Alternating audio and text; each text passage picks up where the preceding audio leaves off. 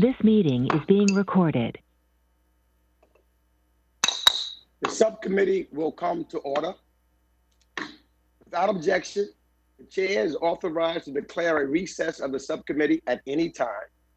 And without objection, members of the full committee, not on this subcommittee, are authorized to participate in today's hearing. Members are reminded to keep their video function on at all times, even when they are not recognized by the chair. Members are also reminded that they are responsible for muting and unmuting themselves, and to mute themselves after they are finished speaking. Consistent with the regulations accompanying H.R. 965, staff will only mute members and witnesses as appropriate and not recognized to avoid inadvertent background noise. Members are reminded that all House rules relating to order and decorum apply to this remote hearing. This hearing is entitled Promoting Inclusive Lending During the Pandemic, Community Development Financial Institutions and Minority Depository Institutions. This is the Financial Services Committee's first ever virtual hearing. So let's all be patient with one another and with ourselves, and be kind to our witnesses who have graciously accepted to join us in testing the new phase of committee work. And again, please, everyone remember to put yourselves on mute when you are not speaking. I will now recognize myself for 4 minutes to give an opening statement. I want to thank Chairwoman Waters and Ranking Member McHenry and my colleague, Mr. Lukemeyer, who is the ranking member of this subcommittee, and all of my other colleagues for your participation in today's hearing entitled Promoting Inclusive Lending During the Pandemic, Community Development Financial Institutions and Minority Depository Institutions. We are living in unprecedented times, and our nation's unemployment rate is the highest since the Great Depression. 40 million Americans have lost their jobs since the start of COVID-19 pandemic. Over 100,000 Americans have died, and many more are expected to die before the pandemic is over. In Queens, New York, where my district lies, they have lost more people than most states in the union. And now, compounding our nation's suffering and turmoil, the persistence of violence and brutality against Black men and women across this nation has sparked a nationwide movement for desperately needed reforms. We are a great nation, and I continue to believe in the potential and the promise of America. And I gotta say that the last few months have amplified what we have all been observing for years. Many places of worship have taken to saying that we are all in the same storm, but we're not in the same boat.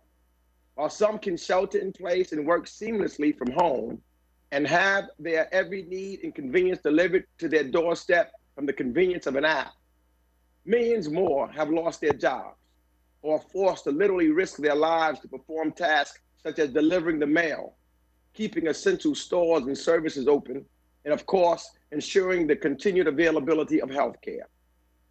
While the connected few, big companies, universities with massive endowments, and even professional sports teams all inappropriately assessed millions of dollars from the PPP program, the small employers, the family businesses, and local nonprofits for which Congress established the program were forced to shut their doors and furloughed millions of their employees.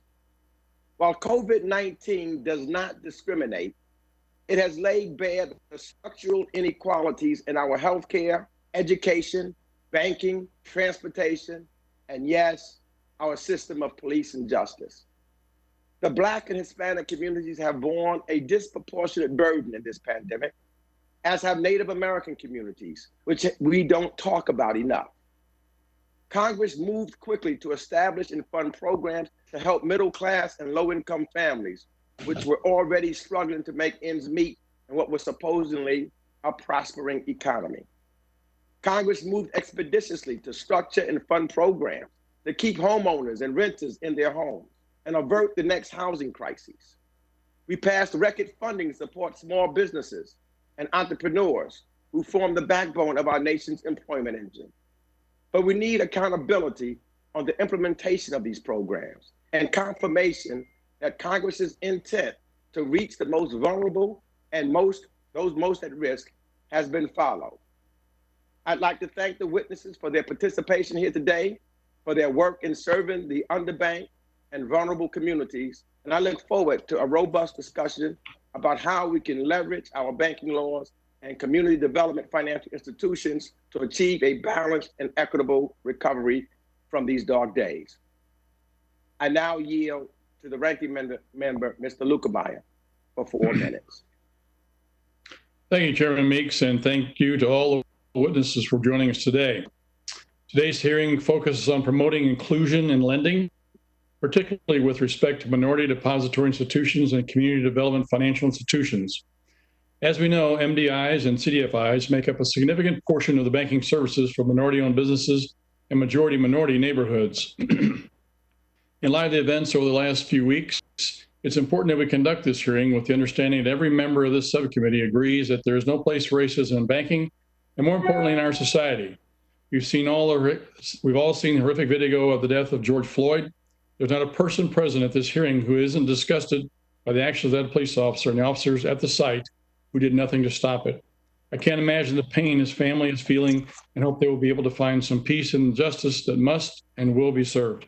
While banking policy can seem menial at a time when the country is recovering from a once-in-a-century pandemic, and as protests continue around the country, the services our witnesses and financial institutions across the U.S. provide are fundamental to rebuilding our economy. Unfortunately, the damage left in the wake of the looting and rioting by people who have hijacked peaceful protests will also require significant investment and work from financial institutions on top of what was already a monumental task.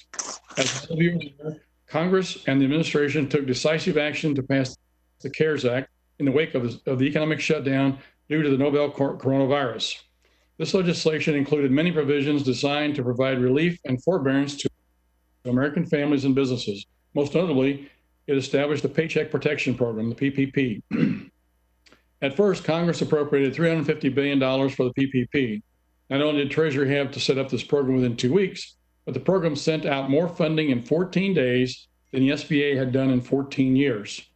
The success of the first round led the Congress to appropriate an additional $310 billion for PPP. However, to ensure small institutions were the drivers of this program, Congress set aside $30 billion for financial institutions with below $10 billion in assets and another $30 billion for those with between $10 and $50 billion in assets. The latest PPP numbers on May 30th show the average PPP loan is $114,000, and roughly 80% of loans made are below $100,000. Furthermore, the number one industry receiving PPP funding is the critical healthcare and social assistance sector.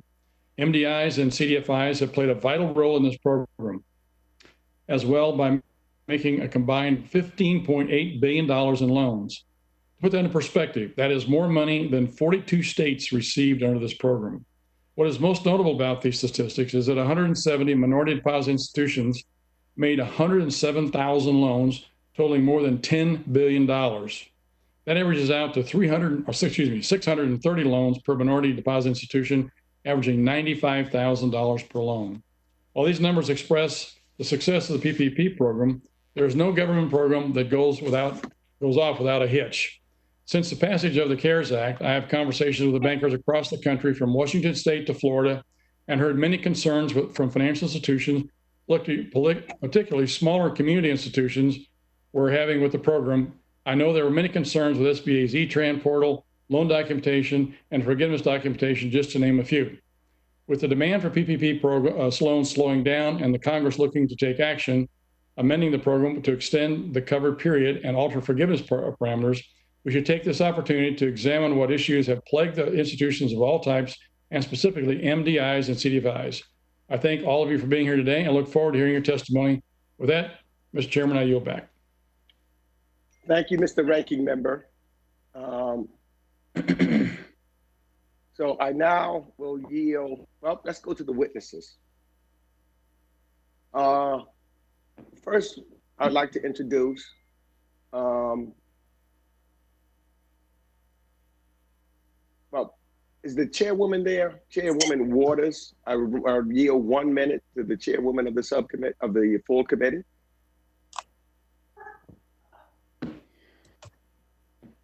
If not, I will yield 1 minute to the ranking member of the subcommittee, Mr. McHenry.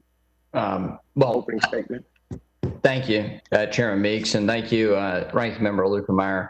I welcome the witnesses' discussion today. I think we all have an interest in ensuring that the broad base of our populace in our country, whether rural or urban, whether living on the margins or those that have newly found themselves living on the margins, that they have equal access to financial products, and especially the ones we urgently put in place in a bipartisan way through the CARES Act. So I welcome the discussion today. It's a very important and topical one, given the state of what is happening across America today. Finally, on a personal note, I think we're all deeply affected by what occurred in Minneapolis and now what is occurring across the country. There is something sickening and awful about what we witnessed happen to Mr. Floyd. And so this should not occur. And we are better than that as a populace and a people, and we should respond together. So with that, thank you, and look forward to the witnesses' testimony. Thank you, Mr. Ranking Member. Now let me introduce the witnesses. First, Ms. Lisa Mensah, President and Chief Executive Officer of the Opportunity Finance Network.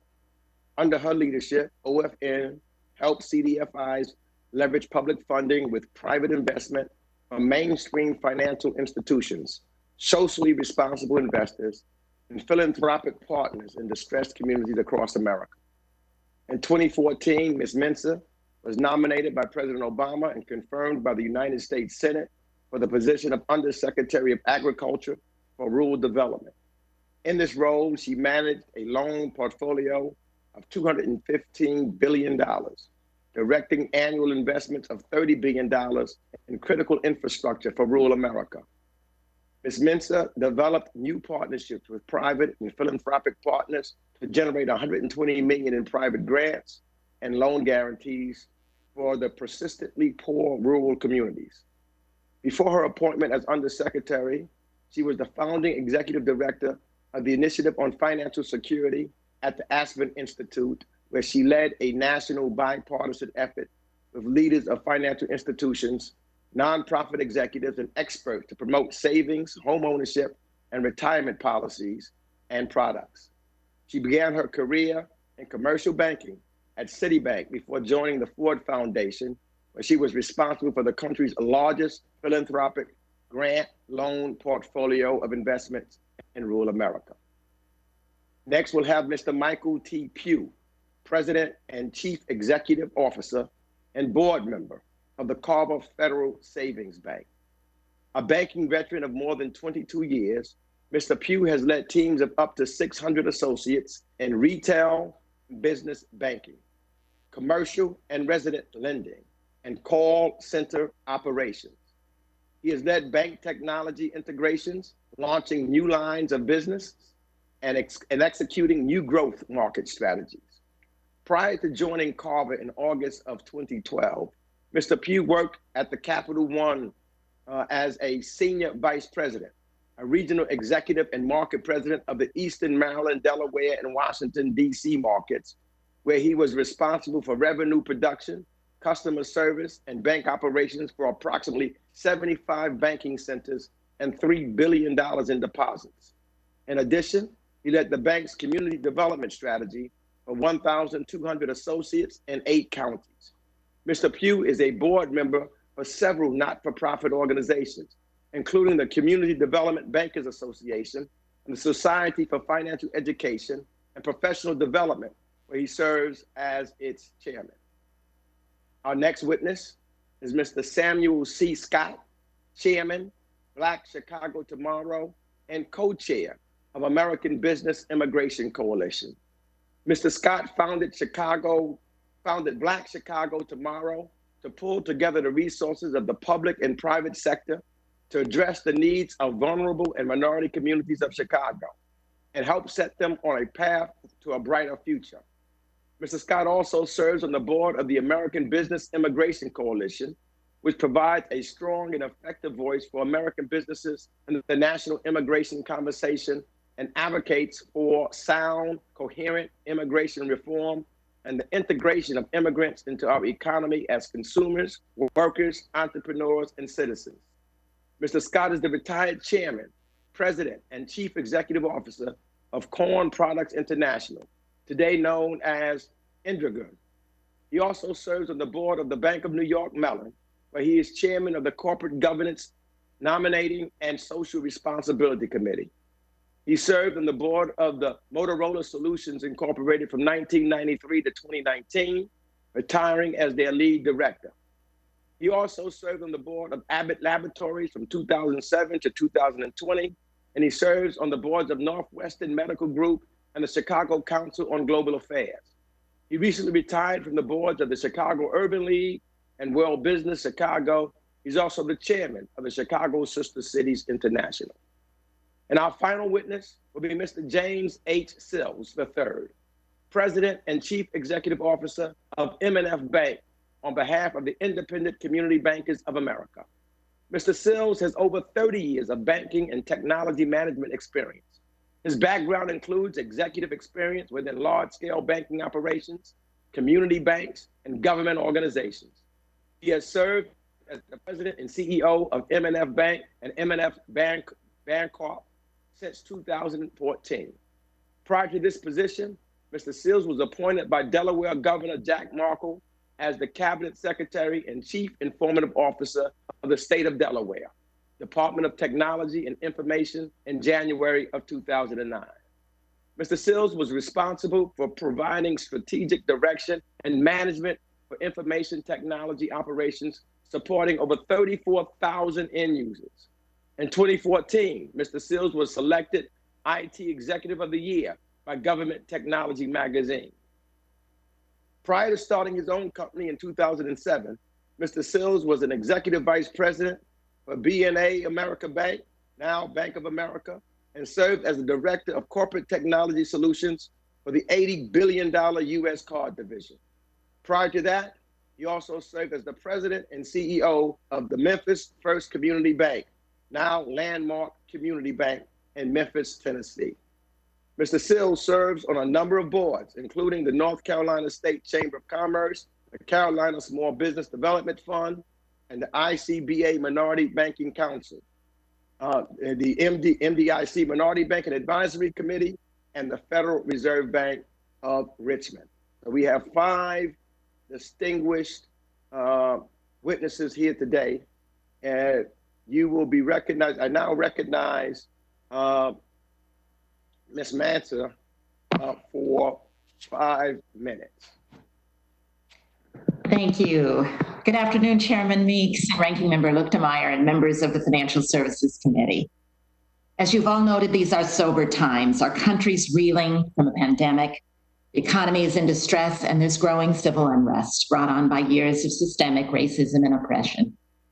And yet I am honored to be here today to talk about inclusive lending and how community development financial institutions, CDFIs, can be partners in the critical work facing our nation.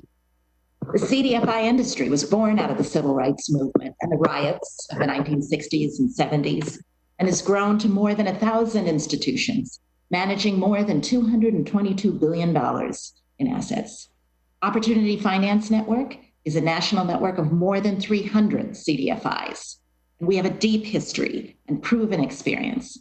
Our customers are 85% low income and 58% people of color.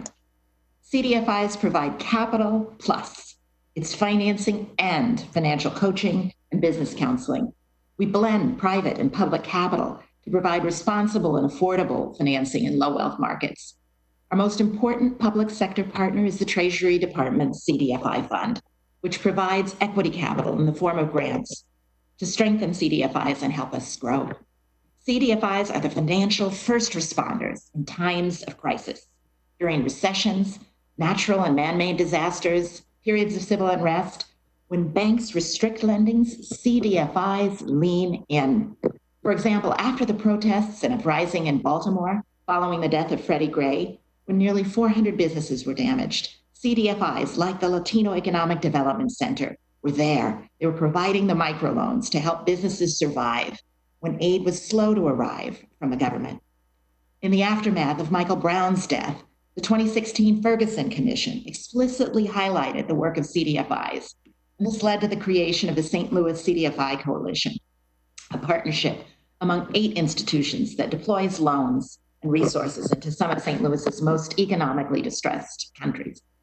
From the very first days of the COVID-19 crisis, CDFIs understood the threat facing our borrowers, immediately reached out with whatever accommodations they could to ease the economic disruption.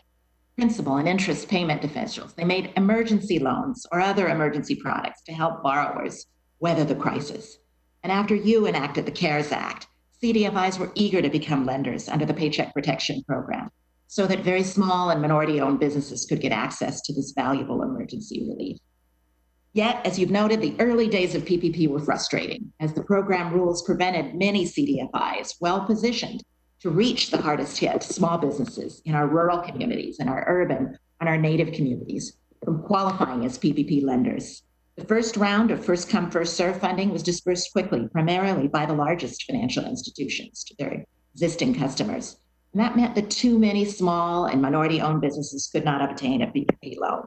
But thankfully, there was bipartisan recognition that leaving CDFIs and MDIs out of the PPP meant that too many of their customers were left out. And OFN applauds the regulatory changes and set-asides that have been put in place in recent weeks for the second round of funding. To date, CDFIs have made more than $7 billion in loans, and that's gone to very small and rural and native and minority businesses. And last week's announcement of a further set-aside is so welcome, and we recommend that the administration create a similar set-aside for MDIs. So now, while PPP is as helpful in emergency and short-term release, vulnerable small businesses need much more as they tackle the difficult work of reopening and recovery. The nation's CDFIs must be strong to support medium and long-term economic recovery in the low-wealth communities where we operate. To meet this challenge, CDFIs need a new infusion of equity capital, and Congress must increase support for CDFIs during this critical stage by approving $1 billion in rapid response grants to the CDFI industry. Now, the House took an important step. We were so pleased to see $1 billion appropriation to the Department of Treasury's CDFI fund included in the HEROES Act. In closing, I want to share a note that I received from a CDFI in Minneapolis.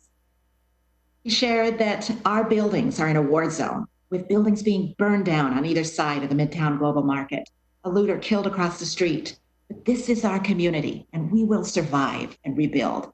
So when the cameras leave and the media moves on to other stories, CDFIs will remain. Congress must help these CDFIs to be stronger than ever.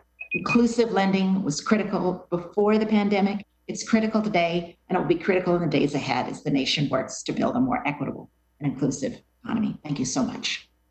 Thank you, Ms. Mensah. I now recognize Mr. Pugh for 5 minutes. Thank you. Good afternoon, Chairman Meeks and Ranking Member Lukemeyer and members of the subcommittee. It is my pleasure to be here with you today, and thank you for inviting me to discuss the important work of community development financial institutions and minority deposit institutions during the COVID-19 health and economic crisis. As mentioned, my name is Michael Pugh, and I'm the CEO and president for Carver Federal Savings Bank, a CDFI and an MDI based in New York. I also serve on the board for the Community Development Bankers Association and chair the membership committee. The CDBA is the National Trade Association and the voice for banks that are certified as CDFIs. First, I want to thank the members of this subcommittee for their support of CDFIs and MDIs. particularly for approving $1 billion of funding through the Cdfi fund in the HEROES Act. And second, I wish to acknowledge the ongoing events associated with George Floyd and countless others, which underscore the outcry of communities insisting on equality. Some of the recent approaches may be controversial, yet the demand for equality in our great nation will inevitably improve our future. Carver Federal Savings Bank is a federally chartered savings bank founded in 1948 to serve African American communities, which did not have equality because of limited access to mainstream financial services. Despite our 72-year history, there is much more to do. The outcome of our work should be the economic empowerment and dignity of all people, regardless of their racial background. Carver is a CDFI because of our dedication to the economic viability of our community. We provide access to reasonably priced loans and no-cost financial education to aspiring minority and women businesses. Also, we have been an influential contributor to the New Markets Tax Credit Program in Greater New York City. I'm especially proud of my colleagues who have served as financial first responders during the COVID-19 crisis. This crisis has hit our communities especially hard. Black and Latino people in New York represent a higher percentage of COVID-19 deaths than the overall population, at least partially due to the overrepresentation in frontline positions in essential industries. Historic exclusion from mainstream finance leaves us economically vulnerable. Black small business owners are approved for business loans at a rate just half that of white businesses. People of color represent about 40% of the population, but only 20% of the nation's business owners with employees. Minorities composed 37% of the labor force in February, but accounted for 58% of the newly unemployed in March. Like all CDFIs, at least 60% of our lending and activities target low to moderate income communities. Carver has also responded through the PPP program. We have made 147 loans totaling $30 million and preserving 3,147 jobs, and assisted businesses as diverse as hardware stores, the Greater Harlem Chamber of Commerce, and daycare centers. I have focused my recommendations on 3 areas: appropriations for the CDFI fund, modifying the PPP, and ensuring regulatory flexibility. My strongest recommendation to Congress is to provide at least $1 billion in emergency stimulus to the CDFI fund. Also, the PPP must be more flexible. Last week's $10 billion set aside for CDFIs was exciting, but deployment requires changes. Borrowers have a range of needs. Increasing the non-payroll portion of expenses to 40% is insufficient. We ask that you look at that again. Congress should also extend the application period and rehiring deadlines through December 2020 and make forgiveness simpler for small borrowers. I also recommend Congress extend the temporary regulatory provision lowering the community bank leverage ratio. It expires after 2 quarters, but should last 5 years. We know that this crisis may take longer. Congress should recognize that recovery will be slowest in low and moderate income and minority communities, and help by making sure that practitioners have the tools they need. In conclusion, I thank Chairman Meeks, Ranking Member Lukemeyer, and the members of the committee for the opportunity to talk about the work of Carver Federal Savings Bank and the hardships faced by the communities we serve. Thank you for your time. Thank you, Mr. Pugh. I now recognize Mr. Scott for 5 minutes for his testimony. Good afternoon. Chairwoman Waters, Ranking Member McHenry, Chairman Meeks, and Ranking Member Lukemeyer, and members of the subcommittee, thank you for the opportunity to participate in today's discussion.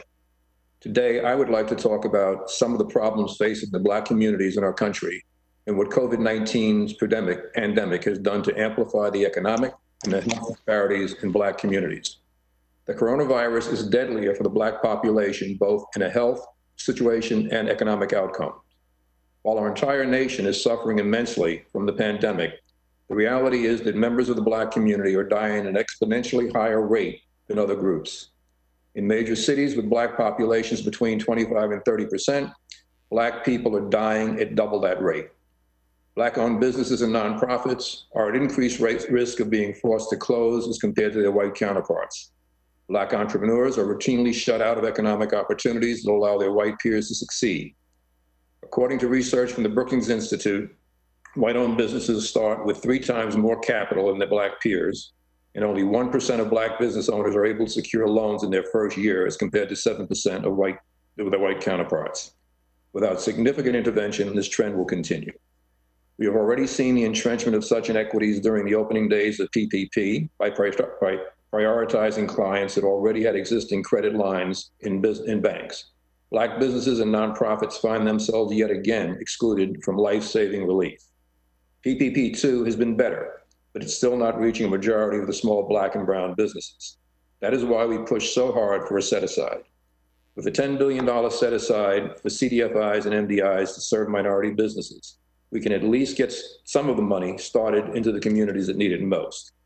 Over the past month, ABIC has conducted webinars for small businesses on how to apply for a loan and how to file for forgiveness.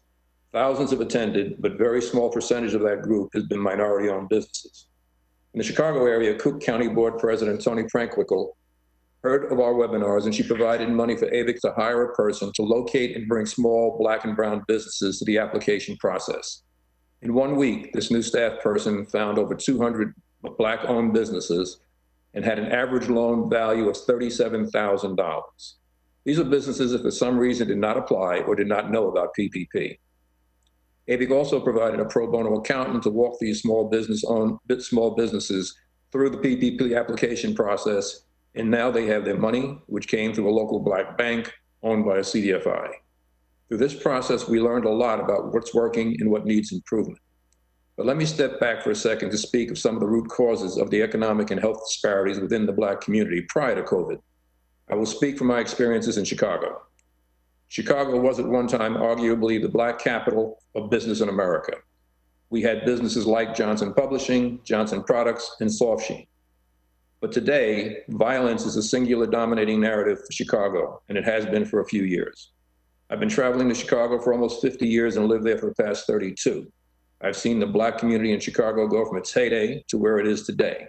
And it's that loss and the violence in the city that motivated me to start Black Chicago Tomorrow in 2016 to regain the prominence in the Black community that it once had. My contention is no one thing, including PPP, can fix the problems in our community.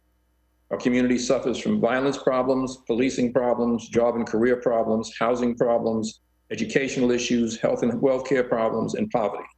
And most importantly, a lack of hope. But we cannot limit our examining only these problems. We have to do things to fix them. These are very complex issues, and one solution does not fit all. All of these issues must be addressed and dealt with at the same time to bring our communities back. This is a start doing the right thing today for our small businesses. Without that, there is little hope that we can ever start to deal with these other issues that I have addressed. $10 billion set aside to reach more minority businesses is encouraging, and I'm encouraged that the House has unanimously passed a 24-week extension and greater flexibility in the loan forgiveness process. We hope the Senate will concur quickly, but we still have more to do. Here are some of my recommendations. First, open the technical assistance community to community-based nonprofits or 501c3 organizations to navigate the complex world of institutions, business loans, and document preparation. Second, allow small businesses of color to apply for a second round of PPP and simplify the forgiveness process. And third, a long-term recovery plan to develop a coherent policy and programmatic agenda for businesses of color. In addition, one-to-one financing, coaching, regular training, and webinars, access to capital, and help with strategies to survive the pandemic. If we implement the current program as intended and get the money to the small minority businesses that really need it, we do have a chance to save many of them. But as I've said throughout this presentation, much more needs to be done. Thank you for the opportunity to testify, and I look forward to answering your questions. Thank you, Mr. Scott. We'll now hear from Mr. Sills. You will now give your testimony for 5 minutes.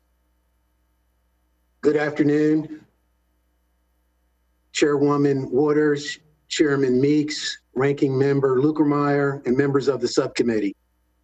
I am James Sills, CEO and President of M&F Bank, located in Durham, North Carolina, which is both a minority depository institution and a community development financial institution.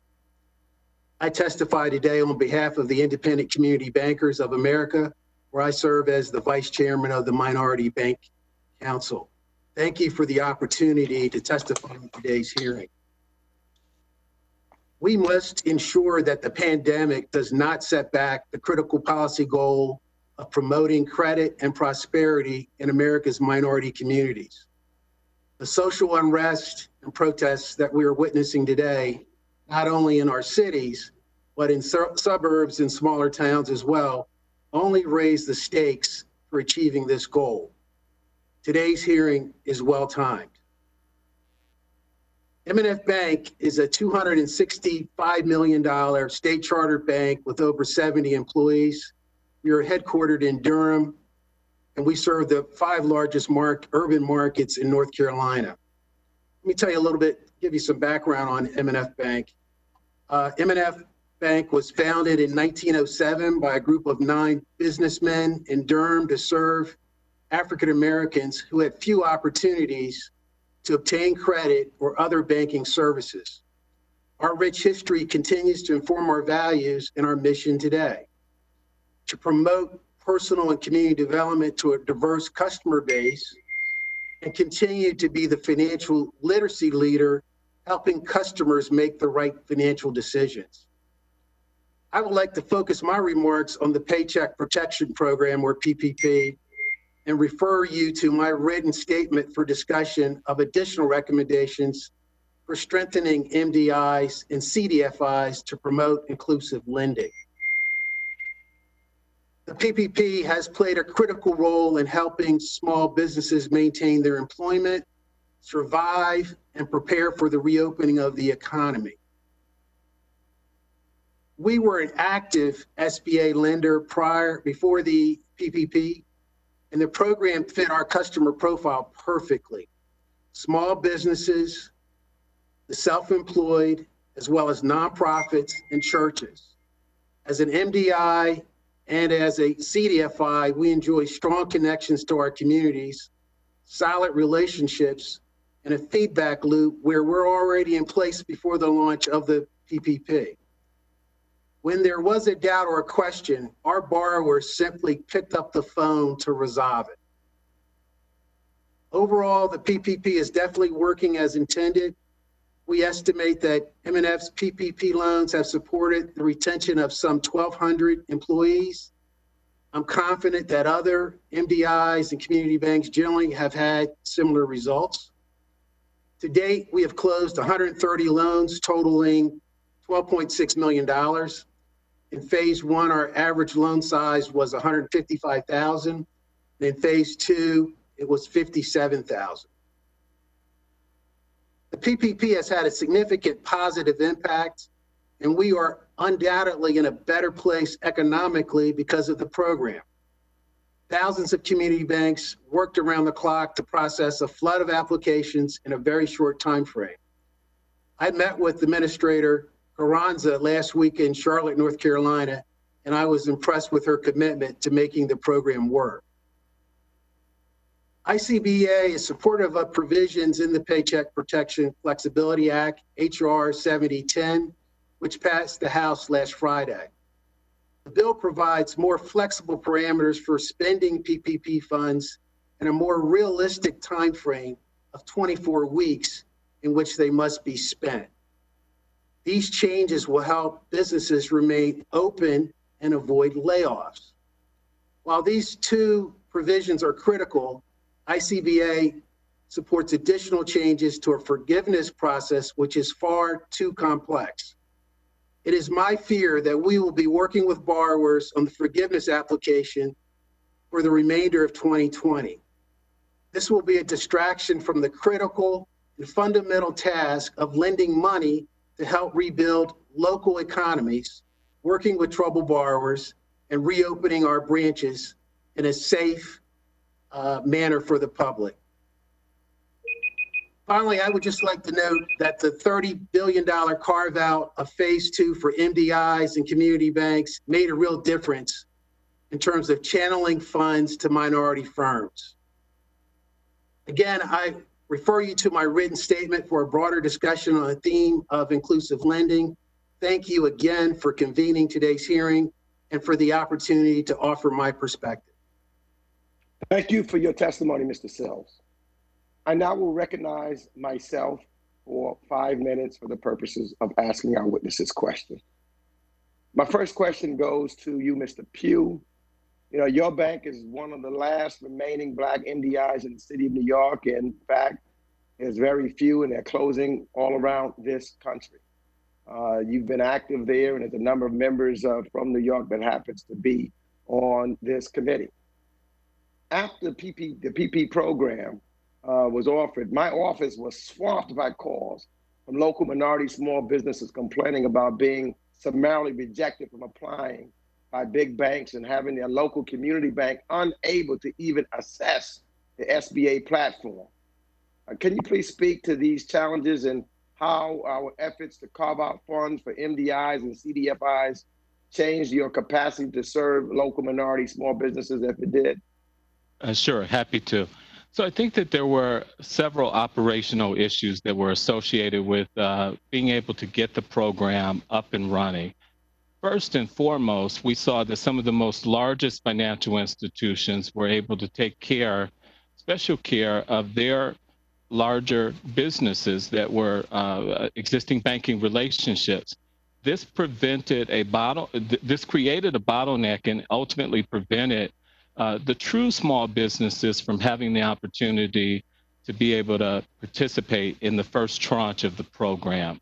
When you look at the SBA's definition of small businesses, it is much larger in scale relative to the small businesses that truly CDFIs are focused on every day.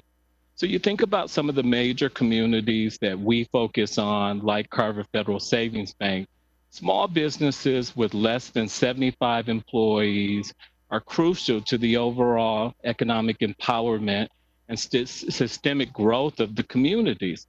Yet those businesses were not able to necessarily participate in that first tranche because of the bottleneck and the volume, again, that was pushed through the program from the larger financial institutions that had bandwidth and capability to get the big loans into the first tranche.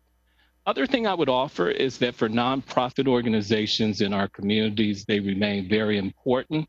They play a key role in terms of helping communities thrive. And the SBA did not have a system that was set up and designed to process and accept loans for nonprofit organizations under the PPP.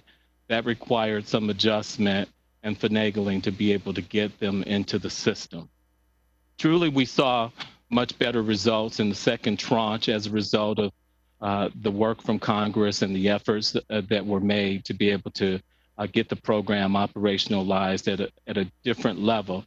But I would offer to you that those challenges presented were at least just two of them, and there were, frankly, many more.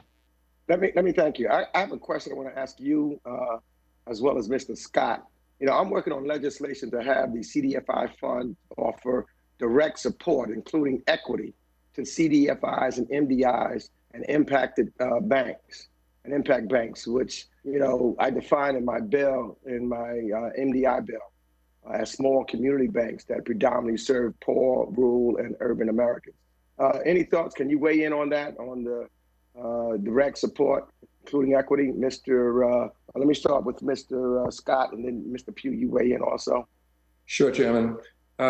Equity is critical for the small minority businesses in this country. For the most part, Black businesses and brown businesses don't have friends and family funding to start out with, and they can't get the angel investments. And my experience in Chicago has been trying to find equity for some small business startups, and it's almost impossible because people aren't ready to invest. If the government is able to put together programs such that there is equity available through CDFIs or MDIs, it would be terrific. There'd be a lot more work involved to be able to get the money to the right businesses, but certainly it's a start to be able to move businesses and entrepreneurs in the right direction. Let me ask you, Mr. Scott. I know I said Mr. Pugh, but I saw him running out of time. But what about, I also believe that corporate America has a critical role to play in recruiting, promoting, investing, and training for the jobs of tomorrow, and ensuring representation at the C-suites and board. Can you weigh in on that? And I know, can you weigh in on that some for us? Can't also, we could find private equity firms and others help give some equity capital to the CDFIs and MDIs? Absolutely. My contention is that corporate America has to lean into this program.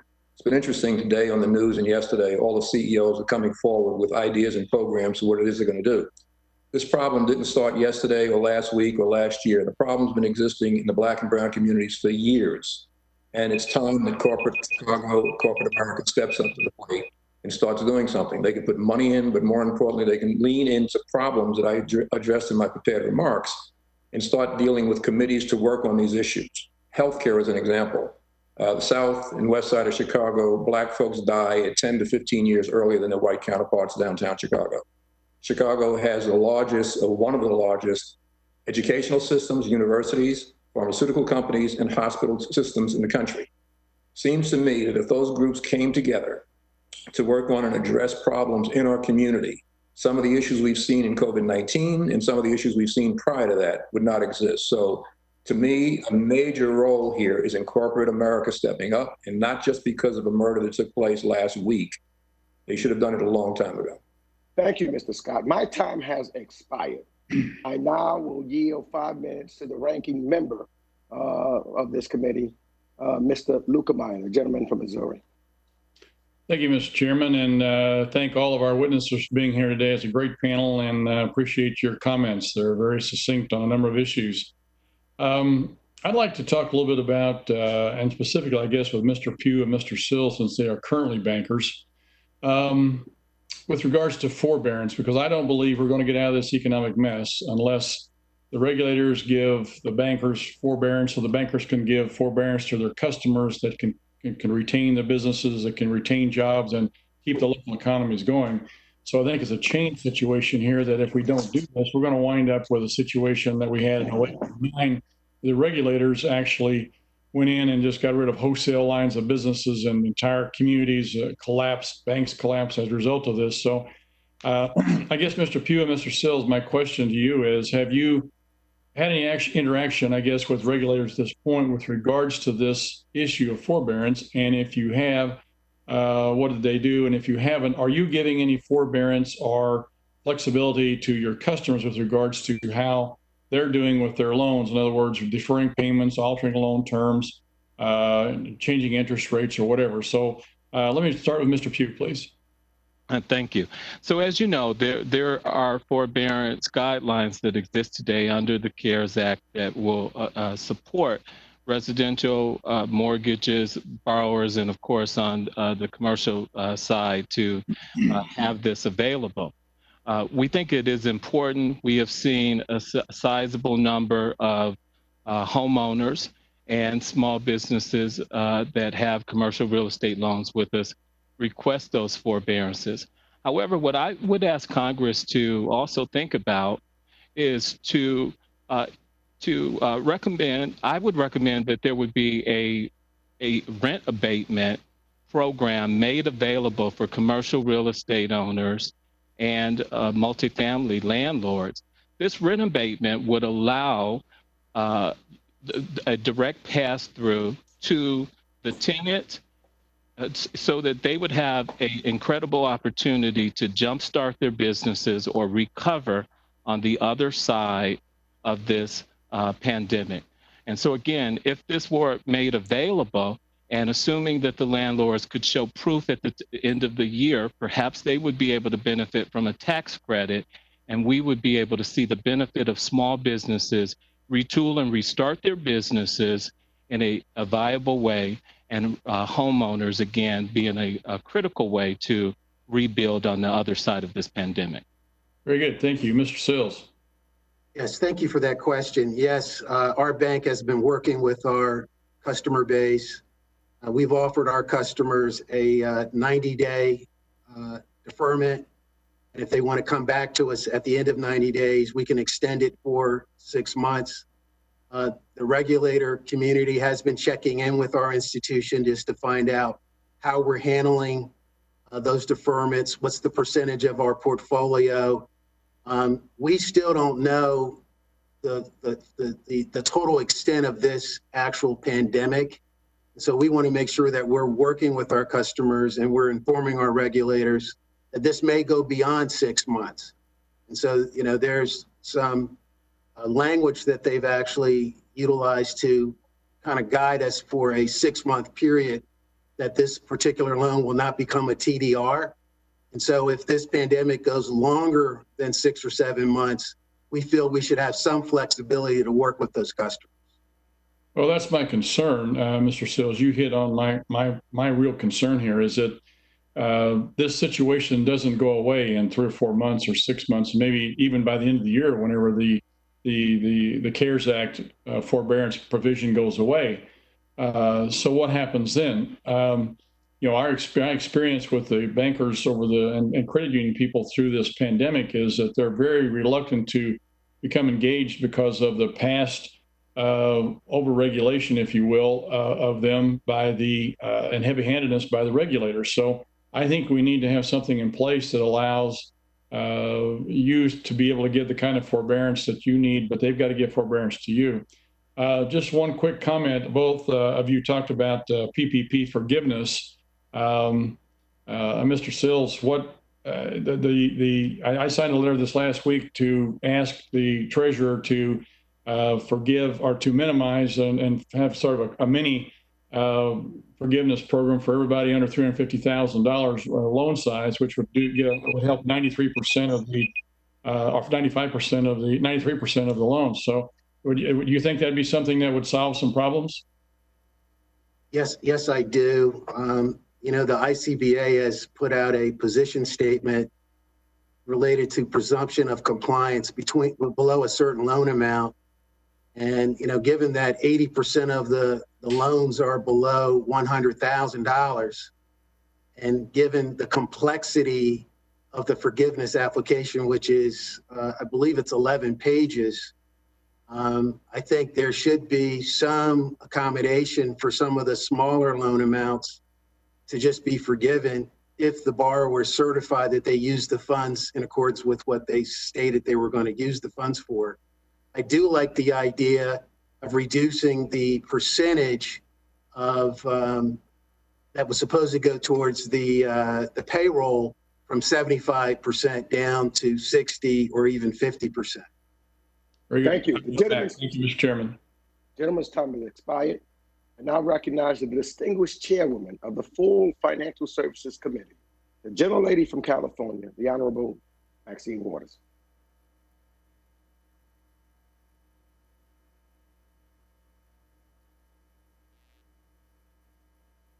If the chairwoman is not there, I will now move to the gentlelady.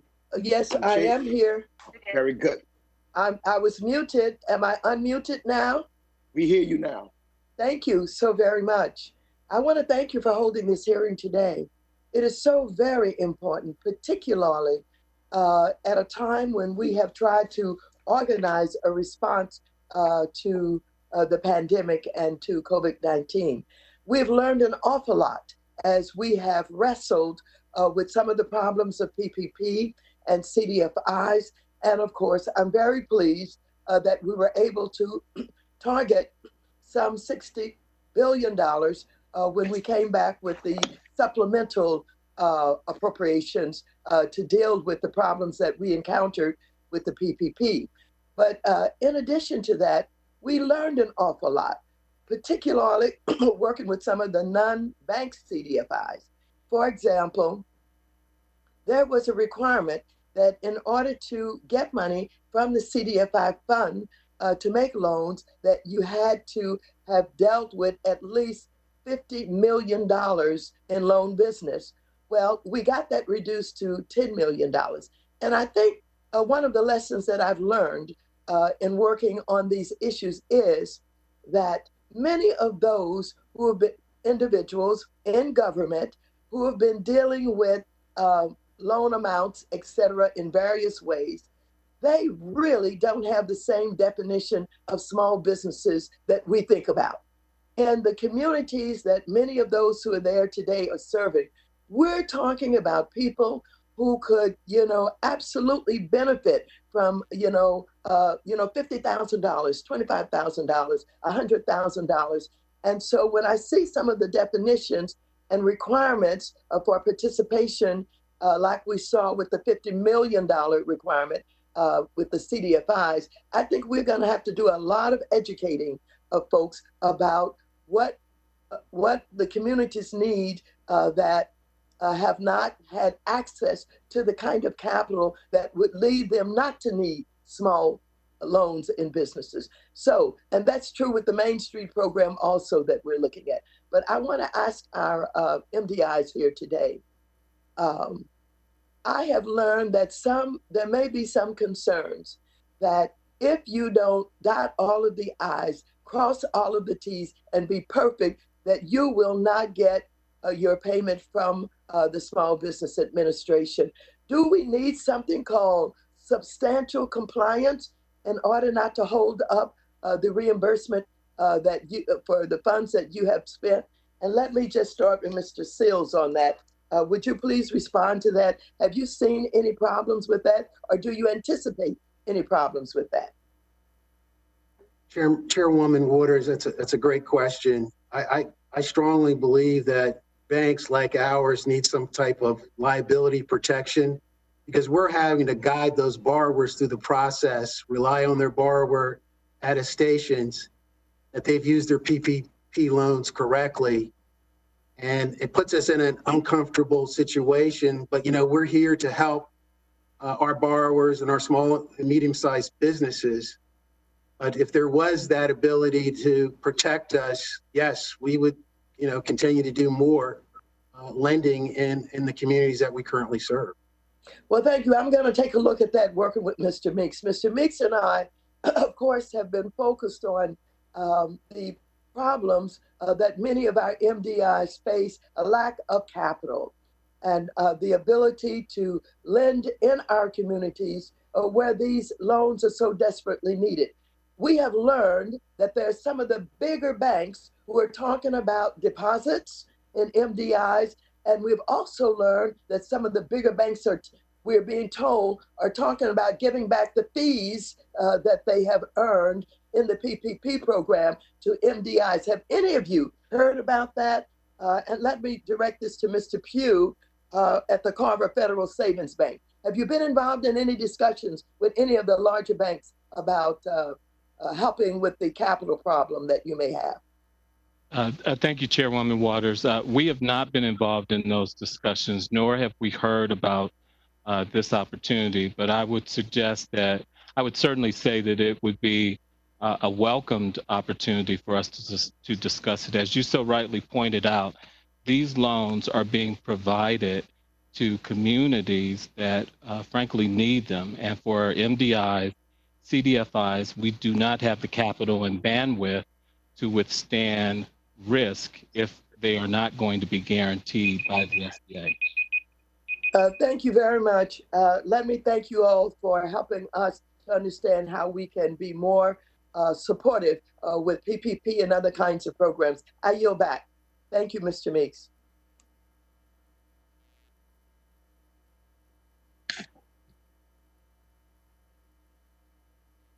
I think the chairman's muted, but I will take it from here according to the order we have. I want to thank the panelists for being available for the Zoom, and want to thank the staff, the committee staff on both sides of the aisle for making this technology work as best we can. However, members are also left to their own devices on using their mute button, which is always a challenge, no matter how many times we do this, for all of us. And so I want to turn to you, Mr. Sills. Thank you for your testimony. I want to ask you about technology, because there is some opportunity for us to have regulatory changes so you can better use technology as an institution as a way for financial inclusion or to achieve financial inclusion. The example I'd give is the Pew report from last year that says approximately 81% of Americans own a smartphone. That's up from 35% of Americans a decade ago. So, Mr. Sills, could you describe the ways in which your bank, your institution, is adapting to increased technology and smartphone use by customers, and what effect that's having, if it's been beneficial or an additional way for you to reach out in new communities? Yeah, thank you for that question. Today banks are actually technology firms. We have invested quite a bit over the last 3 or 4 years in our mobile platform, but also our online banking platform. The majority of the large banks have a high percentage of their transaction activity actually go through mobile, online banking, and ATMs, and it's actually in the 50 to 75% range. Most CDFIs and MDIs, our percentage is not that high. We do not have the capital to invest in technology like some of the larger institutions in the United States.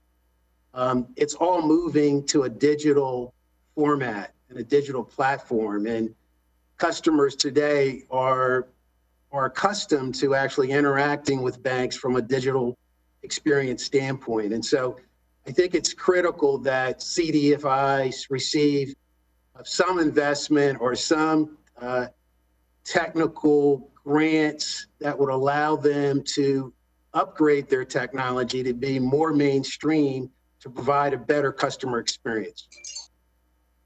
Do you think that technology can lead us to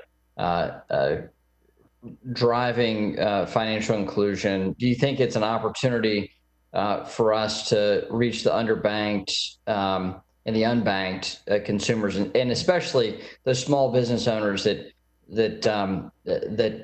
are not so well connected that they instantly have a banking relationship from a family member or somebody in the larger social network? Is there a way for us to do this? And does it have an opportunity? Today, almost 90% of all of the citizens in the United States have a smartphone. About 5 years ago, that statistic was around 66%. So today, it's just normal to access your data, your account information, to transact business, to even apply for a loan through your smartphone or through your tablet. So I do think that will level the playing field.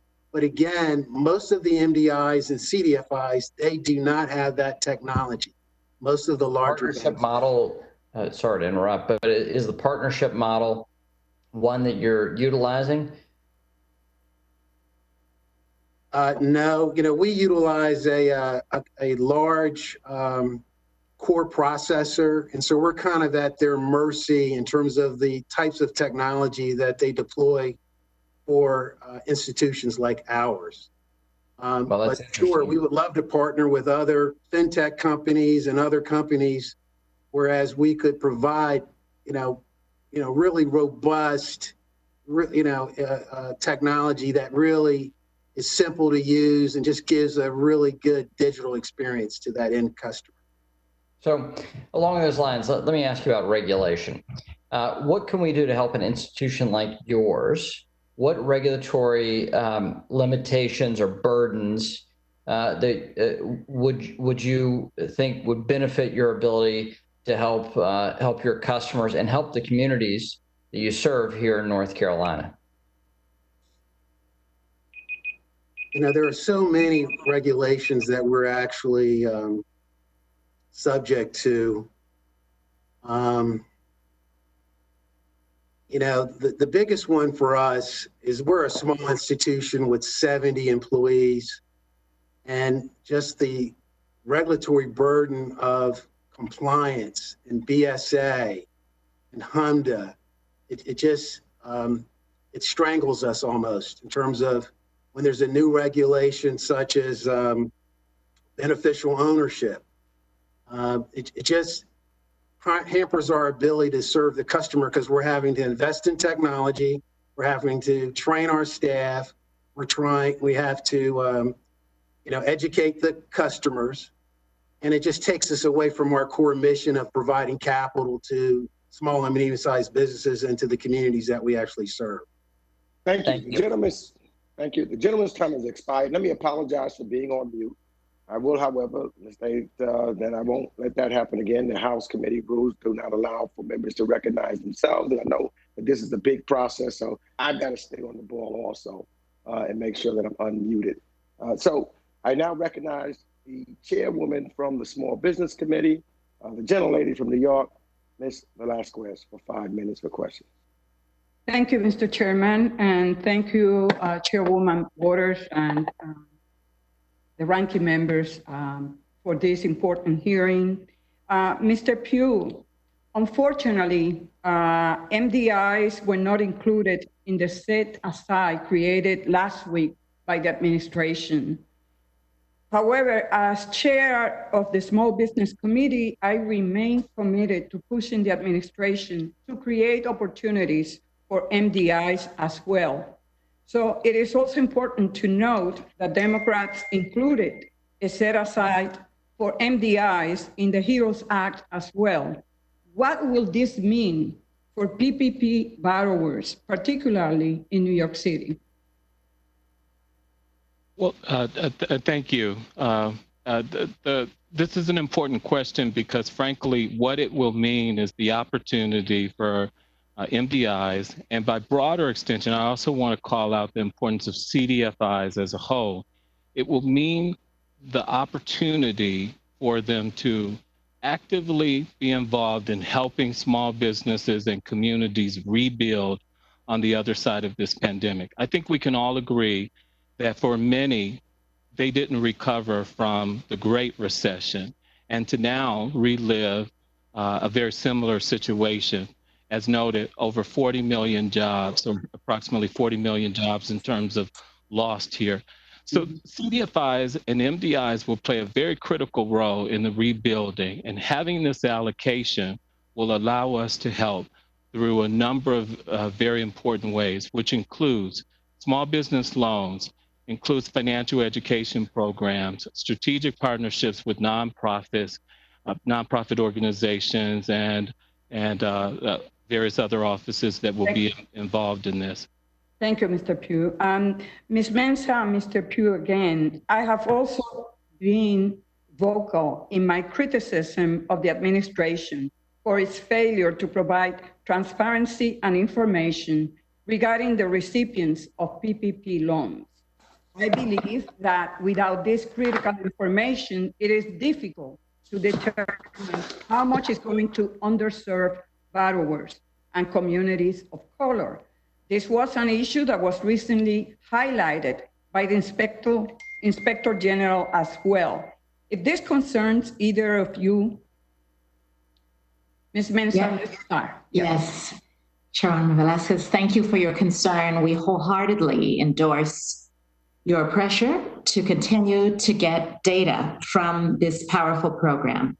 It's been huge. It's huge in our communities, and to miss a moment to understand where these funds have flowed would be a terrible thing. We also applaud your interest in the CDFI fund itself, and we would urge you to continue to seek data on the recipients and on the leadership of those institutions. So we seek that both. Mr. Pugh? Thank you. I will only just echo the comments that have been offered and say that the impact data will be important because it will make the direct connection between the work that CDFIs need to do in order to help restore our communities. Thank you.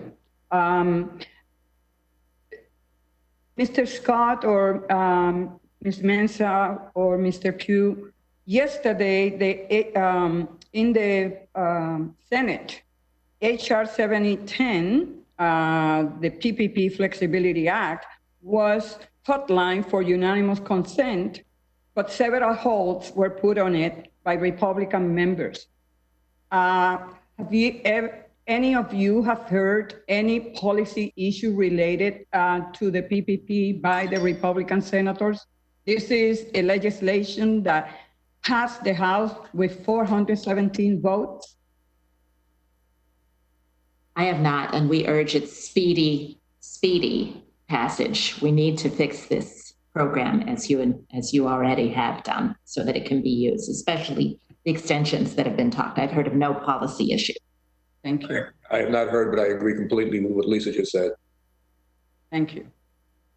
Okay, I yield back. Thank you. The gentlelady yields back her time. I now recognize gentleman from Florida, Mr. Posey, for 5 minutes.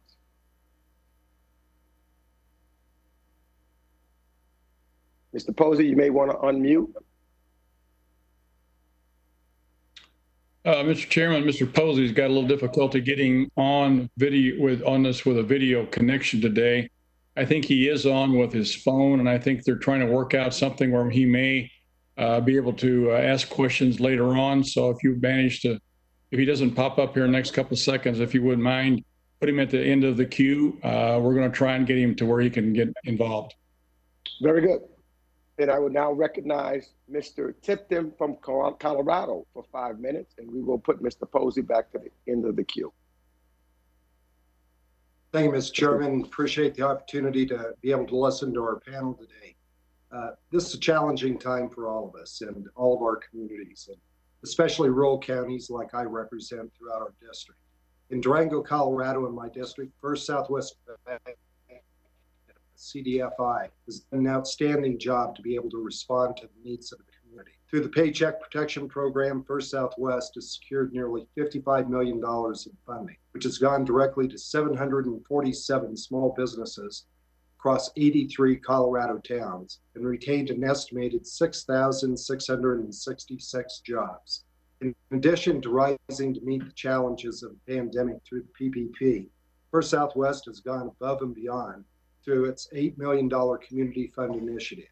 Through its Community Fund, First Southwest Associated 501c3, First Southwest has prioritized COVID-19 pandemic responses for small businesses. The Community Fund has stood up a microloan grant program targeted toward rural businesses, an emergency loan program, and a rapid response and recovery fund to be able to help with recovery costs, where 60% of the applicants did not receive or apply for PPP loans. On top of all this, First Southwest has also offered 1,656 hours of free financial counseling to 1,141 individuals in the first 5 months of 2020 alone. Clearly then, CDFIs do have a unique ability to be able to serve communities where they are centralized and an important role to be able to play in the response to crisis. If one dedicated CDFI in my district can have such an impact on its community, with its motivation to be able to help others, so too can other CDFIs have an uplifting effect across the country. And I'd encourage all of our colleagues to work together on both sides of the aisle to be able to continue support funding CDFIs during the appropriations process. And additionally, if CDFIs can have such an impact on the communities they serve, we should also think about expanding their reach. That starts with examining the on-ramp process of CDI designations. Mr. Sills, how hard is it to become certified as a CDFI by the CDFI Fund? Thank you for that question. It's actually a very difficult process. We've actually been a CDFI since 2002. Initially, the process started out, you had to recertify every 3 years. Today, we have to recertify on an annual basis. We have to submit a lot of information to actually recertify. Our bank has been in existence for 113 years. We are an MDI and a CDFI, and we've been serving our community tremendously. We've received an outstanding CRA rating for the past 24 years. And so I think there should be some flexibility for institutions like ours to go back to recertifying us on a every 3 year basis, since we are an MDI CDFI, and we have the data and the proof to show that we are actually serving our communities. But to answer your question specifically, yes, it is very, very difficult. It's an onerous process to become a CDFI. In addition to some of the flexibility that you just mentioned, do you have some other thoughts in terms of being able to make the certification process less burdensome?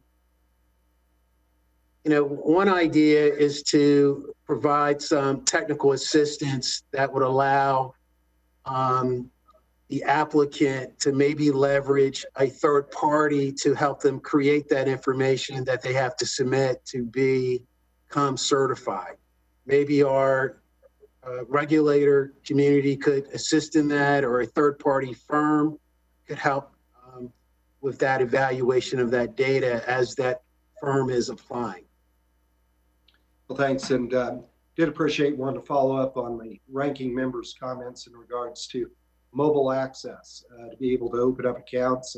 Last Congress, we passed and had signed into law the Mobile Act that I'd sponsored, to be able to allow people to open up accounts on their mobile devices using their driver's license. You'd indicated that there aren't resources available to be able to help assist CDFIs in terms of trying to be able to expand that reach. Was that correct? Yes, you know, the CDFI fund has some flexibility, or they need more flexibility to maybe redirect some of their grant opportunities to focus more on technology projects for CDFIs, because that would really help level the playing field. I agree with you that mobile is the way to go. And, you know, most citizens in the United States have a smartphone, but we need more funding to fund, you know, the infrastructure and the development of those applications if we're going to be relevant going into the future. Thank you, Ms. Sills. And Mr. Chairman, I'm out of time. I yield back. Thank you. The gentleman's time has expired. I now recognize the gentleman from Missouri, Mr. Clay, for 5 minutes. Thank you, Mr. Chairman, and thank you for this historic hearing, and let me welcome all of the witnesses. I'd like to start with Ms. Mensah. We in Congress had to fight to secure a carve-out for smaller banks and CDFIs and MDIs. We achieved some success with the $30 billion carve-out in the second round of PPP, but only got the concession from Treasury and SBA to target $10 billion of second round PPP funds for CDFI.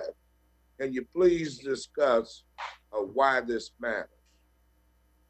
Thank you, Congressman, for your question, and thank you for your fight. We felt it, and we appreciate it. The $30 billion was essential, but even more so is this recent $10 billion set aside for PPP funds.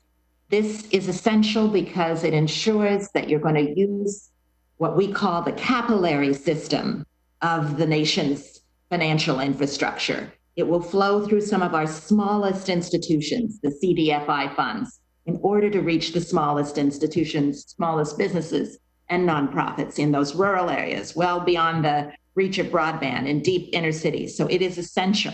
We thank you, and also the other fixes that you've been doing to the PPP program to extend it.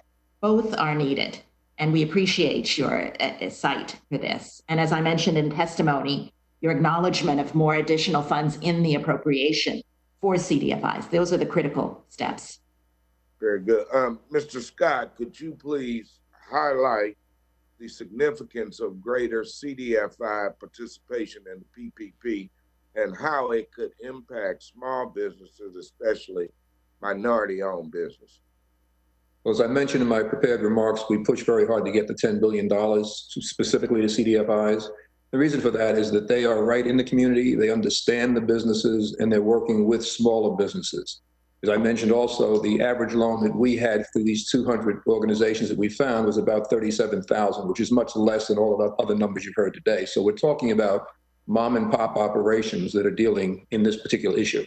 And it's critical we do that. But more importantly, or as importantly, we have to provide technical assistance for these organizations, these smaller companies, to be able to access even this $10 billion, because they have not been able to do that before. We provided technical assistance to them, and they've been able to navigate the programs much more effectively. Thank you for that response. And Mr. Pugh and Ms. Mensah, can you please speak to the challenges faced in helping smaller businesses and businesses operating in low-income areas to prepare their files for submission to the SBA platform for PPP loans. Thank you again, Congressman, for recognizing the role in addition to the money. We call it Capital Plus. It's the support that a business needs. Many of our businesses don't have private attorneys that they can call on and accounting firms ready to go. And so they are working with our staffs of CDFIs, often in this remote setting, to try to get those forms correct so that the payroll things are appropriate. We've had people working through the night to get businesses, clients they know, nonprofits they know, through the process of PPP. So it is essential, and it's because of what you said. They don't have all of these other relationships in hand. So the CDFIs and MDIs are performing those roles. Wonderful. Mr. Pugh, anything to add? Sure. So for the reasons stated by Ms. Mensah, the CDFIs play a very critical role in terms of helping small businesses because of the capacity issue that they have, frankly. But I would also add that on the other side of this program, once the loan has been granted, we know that the compliance aspect will be very daunting for many of the small businesses. We would also ask Congress to think about ensuring that there are no more than 2-page requirement for many of these small businesses that are applying for small dollar loans versus the current 11 pages that exist today. Again, because they frankly just don't have the bandwidth to be able to navigate through these very complicated documents and then continue to focus on surviving on the other side of the pandemic as well. And just to conclude, the Missouri Bankers Association has just recommended to Mnuchin and SBA that there be some kind of easy process, easy form, like you said, a 1-pager or a 2-pager to comply. So with that, Mr. Chairman, I thank the witnesses for their responses and I yield back. Thank you, Mr. Clay. The gentleman yields back. I now recognize the gentleman from North Carolina, Mr. Budd, for 5 minutes.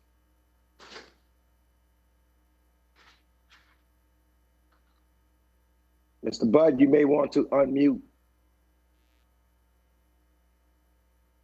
I associate myself with Ranking Member McHenry's marks on members and their mute buttons. I thank the chair. I appreciate the time. And Mr. Sills, it's good to see you again. It's good to have somebody from North Carolina on the panel. I look forward to seeing you in person again. You know, last week, along with several of my colleagues, I sent a letter to Secretary Mnuchin and Administrator Carranza asking for the Treasury and SBA to work towards crafting a simplified, streamlined forgiveness application for loans that were under $350,000. So what challenges are you and your customers facing as they begin applying for PPP loan forgiveness? So we've been hearing from some small businesses and owners that the application is quite complicated and challenging to fill out. If they do it wrong and they're denied, you know, that could stick them with a loan that they weren't anticipating. So our intentions behind the PPP was to give much needed relief to small businesses and not to further burden them. So first of all, what are you seeing and what would be your suggestions for simplifying this process? Again, Mr. Sills. Congressman Budd, it's great to see you again. Thank you for your question. Just looking at this from this standpoint, the original application was only 3 pages, and the primary number was how much do you spend on payroll on a monthly basis times 2.5 times. This new form that came out on May 15th is 11 pages.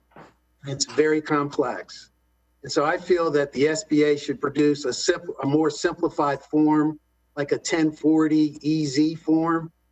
And I also feel that they should create an automated forgiveness calculator, because I know that we're going to be inundated with questions from our borrowers, because no one wants to retain more of the loan in terms of paying it back over time when they really need the majority of the loan to be forgiven, given the economic situation that we're in.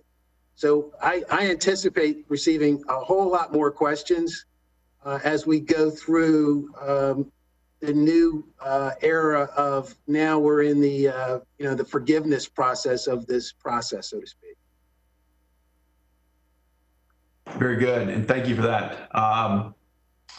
Mr. Sills, in a prior role, in one of your earlier in your career, you served as the Chief Information Officer for the state of Delaware, even though we're proud to claim you as a North Carolinian now. So I believe you're even a member of the governor's cabinet in Delaware. You also led extensive efforts in IT consolidation, cloud computing technology, cybersecurity, other areas. You were named IT Executive of the Year by Government Technology Magazine. I don't yet have that subscription. I apologize. But, it's safe to say you've got an impressive record in technology. And you're obviously, now that you're in banking and have shown a demonstrated track record of success there, you know the latest in technology in the banking world. Ranking Member McHenry had some questions and comments and thoughts on that, and so has Representative Tipton from Colorado about technology. But we've really seen a technological revolution take place over the last decade, with banks and fintechs finding new ways to innovate. Do you worry that a lot of the smaller community banks and MDIs are being left behind in the tech revolution that the banking sector is experiencing? And if so, what are some ways that Congress can help these institutions keep up with innovation? If not even just keep up, but get ahead? Again, thank you, Congressman Butt, for your question. Small banks like ours, we're falling behind every single day. Some of the larger banks are investing billions of dollars per year into their online platforms, into artificial intelligence, into end-to-end systems where you don't even have to interact with a customer service representative. And so, yes, I am concerned that our bank eventually will not be able to keep pace with some of the larger institutions. As I mentioned earlier, the Cdfi fund has some flexibility, I believe, that would allow them to provide grants to institutions like ours where we could improve our technology. We're not going to be able to compete directly with some of the largest financial institutions in the world, but we at least want to be in the game. And so if there was an opportunity to carve out some additional funding specifically to level the playing field for CDFIs and MDIs to receive some funding to improve their technology, I think that would help everybody. And again, our institution, we're very close to the communities we serve. So I really love the role we've been playing over the last 8 weeks. And so if we had additional technology, we could help better serve our customers with a truly end-to-end digital experience similar to what other large institutions did with their PPP loan process. Thank you, Mr. Sills. Let's continue that conversation over the months ahead. And I thank the chair. I yield back. Thank you. The gentleman's time has expired. I now recognize the gentleman from the state of Washington, Mr. Heck, for 5 minutes. Thank you, Mr. Chairman. Indeed, thank you for holding this hearing. And thank you to all of you who are participating in this incredibly important discussion about inequality during a critical week. I'm grateful to all of you. Frankly, amidst the great tragedy of the last week, I've found some inspiration in those who have come together to be united to grieve for George Floyd. On Saturday, I was honored to be able to participate with 56 members of the Pierce County Black Ministerial Alliance for a public prayer vigil. And yesterday I participated in a similar event with about 1,500 of my neighbors here in Olympia, Washington, all mourning the death of far too many Black Americans.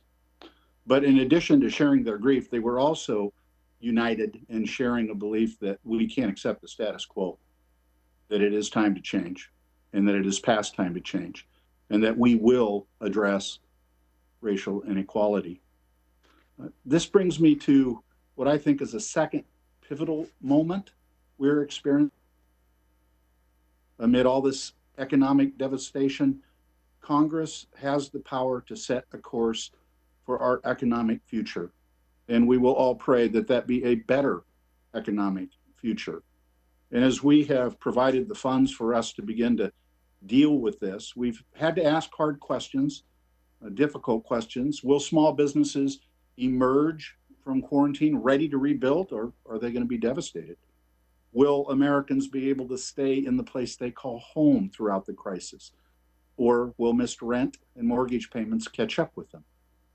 And will efforts to help America recover from this recession make a difference in structural inequality, or will we maintain the status quo? And the inequality is structural. Until we acknowledge it for such, we cannot make progress. Congress, in our response, put a pretty heavy emphasis on small businesses hit by the pandemic. I think that was the right approach. But we are remiss if we do not pay special attention, as we have here today, thank you again, Mr. Chairman, to neglected minority workers and minority-owned small businesses who have been impacted the most by structural inequality. You know, I've been following labor data over a very long period of time. And the truth is, it took these workers to whom I referred over a decade to climb to structural barriers and return to unemployment percentages pre-2008 recession. Last in, first out, and we're experiencing that now. So we have struggled mightily to provide help and improved upon our efforts as this has advanced. I thank the chair, Congresswoman Waters, for her leadership in this regard. But in the midst of this discussion today, here's what I'm struck by. There are 100 ideas on how we can do this better. There are maybe 1,000 ideas on how we can do this better, and many of them are going to be incorporated. But we are at risk of getting lost in the avalanche of ideas. So I'm going to ask each of the three witnesses to make a very difficult kind of a response to this question. If you had to distill the two most important things that we can and should do that would have the most impact on addressing inequality, help us focus, please, amongst the hundreds of ideas. What are the two most important, highest impact things that we could do? And I'd like to start with Ms. Mensah, if I may, please. Thank you, Congressman Heck. And I don't have a hard time with this question. I welcome it.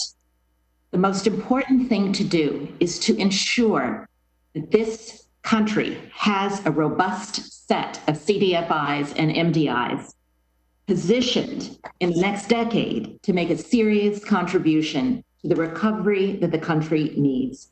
And there is one thing we need, and that is a more serious appropriation at the Treasury's CDFI fund.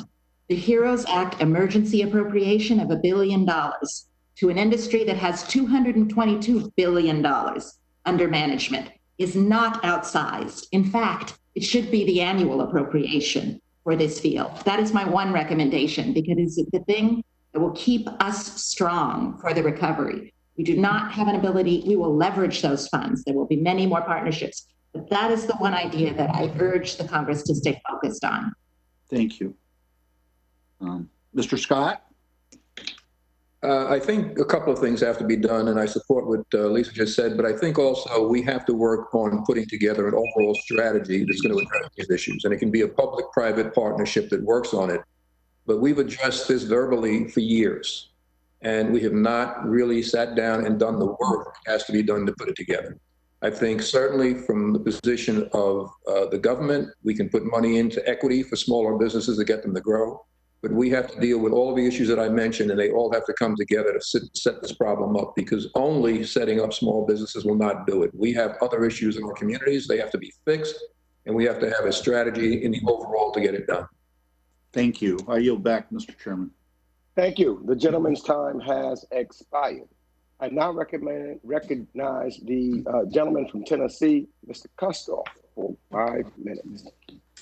Thank you, Mr. Chairman, and thanks the ranking member for convening today's hearing. I also thank the witnesses for appearing as we experiment and try to reinvent our process of conducting committee hearings. Mr. Scott, if I could with you, and I appreciate your opening comments, your opening remarks. I'd like to follow through on the line of questioning about technology. Before COVID-19, you may agree or disagree, it seemed like probably saw very few customers under the age of 30 actually come into your branch. The younger generation is more reliant on technology. And now with COVID-19, obviously there are a lot of new normals, including in the area of banking and people's banking habits. And of course, their inability to travel outside their home and go to their banks. Can you talk from your standpoint of an MDI, leading MDIs, the challenges that MDIs face as it relates to technology? And again, if you could kind of expound, I think a lot of these questions have gone previously to Mr. Sills, some of the solutions that you see that Congress could provide as it relates to availability and accessibility, which are probably two different things. Congressman, I think you're addressing that question to Michael Pugh, not to me. I'm not a banker, so. Okay, I'm sorry, Mr. Pugh, yes. Okay. Yes, happy to. So I think that there are at least a couple of very critical issues. The challenges that banks, MDIs and CDFIs often faced with is the ability to take to scale the technology demands that are needed because of the capital investment that's required. We're also, many of the CDFIs and MDIs are at the mercy of our, the core providers. So the top few core providers that ultimately get to determine whether or not the technology can be integrated into our core systems. What I would offer for us to perhaps think about is a couple of key things. One is perhaps there's an opportunity for Congress to support incentivizing core providers through a technical assistance protege program. And this program would then allow those core providers to play a critical role in working with MDIs and CDFIs so that we can meet the demands of our small businesses and our customers as we move into this digital age. We think this is important, and we know that, frankly, precedent is established through the U.S. Treasury, through their existing mentor, protege mentoring program that's been set up. And perhaps that model, again, could be used to be able to help implement this recommendation. The other thing that, frankly, we are faced with is the ongoing capital investment that you heard me mention. And so because it is a significant spend, if Congress would look at this as an opportunity, frankly, for MDIs and CDFIs to participate in grant opportunities that would allow it to be used towards improving your overall technology, we think that this would be extremely important. Remembering that the MDIs and CDIs are often serving low to moderate income communities that need the access to mainstream financial services the most, we can play a critical role in that. Thank you, Mr. Pugh. With my remaining time, Mr. Sills, if I could come to you, and I'm speaking to you from Memphis, Tennessee, your former home. Could you answer this as kind of broadly when Mr. McHenry and Tipton asked you, but are there specific initiatives that you think Congress could take in terms of the accessibility and the availability in my remaining time? Thank you, Congressman, for your question. I actually think it all comes back to capital. Capital is critical to build scale. If we had an additional $5 million in capital, that would allow us to make those kinds of investments that you're talking about. It would also allow us to help more of our customers in the markets that we serve. It would allow us to add an additional $50 million in assets to our balance sheet. So if there were opportunities for this committee to recommend strategies to inject capital into CDFIs and MDIs, I just think it would help the institutions, but also the end customers that we serve on an everyday basis. Thank you, and I yield back. Thank you. The gentleman's time has expired. I now recognize the gentleman from Florida, Mr. Lawson, for 5 minutes.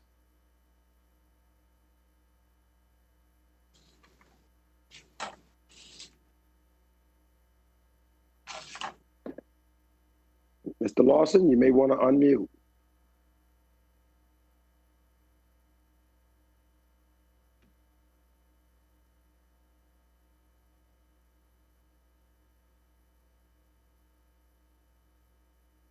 Mr. Lawson?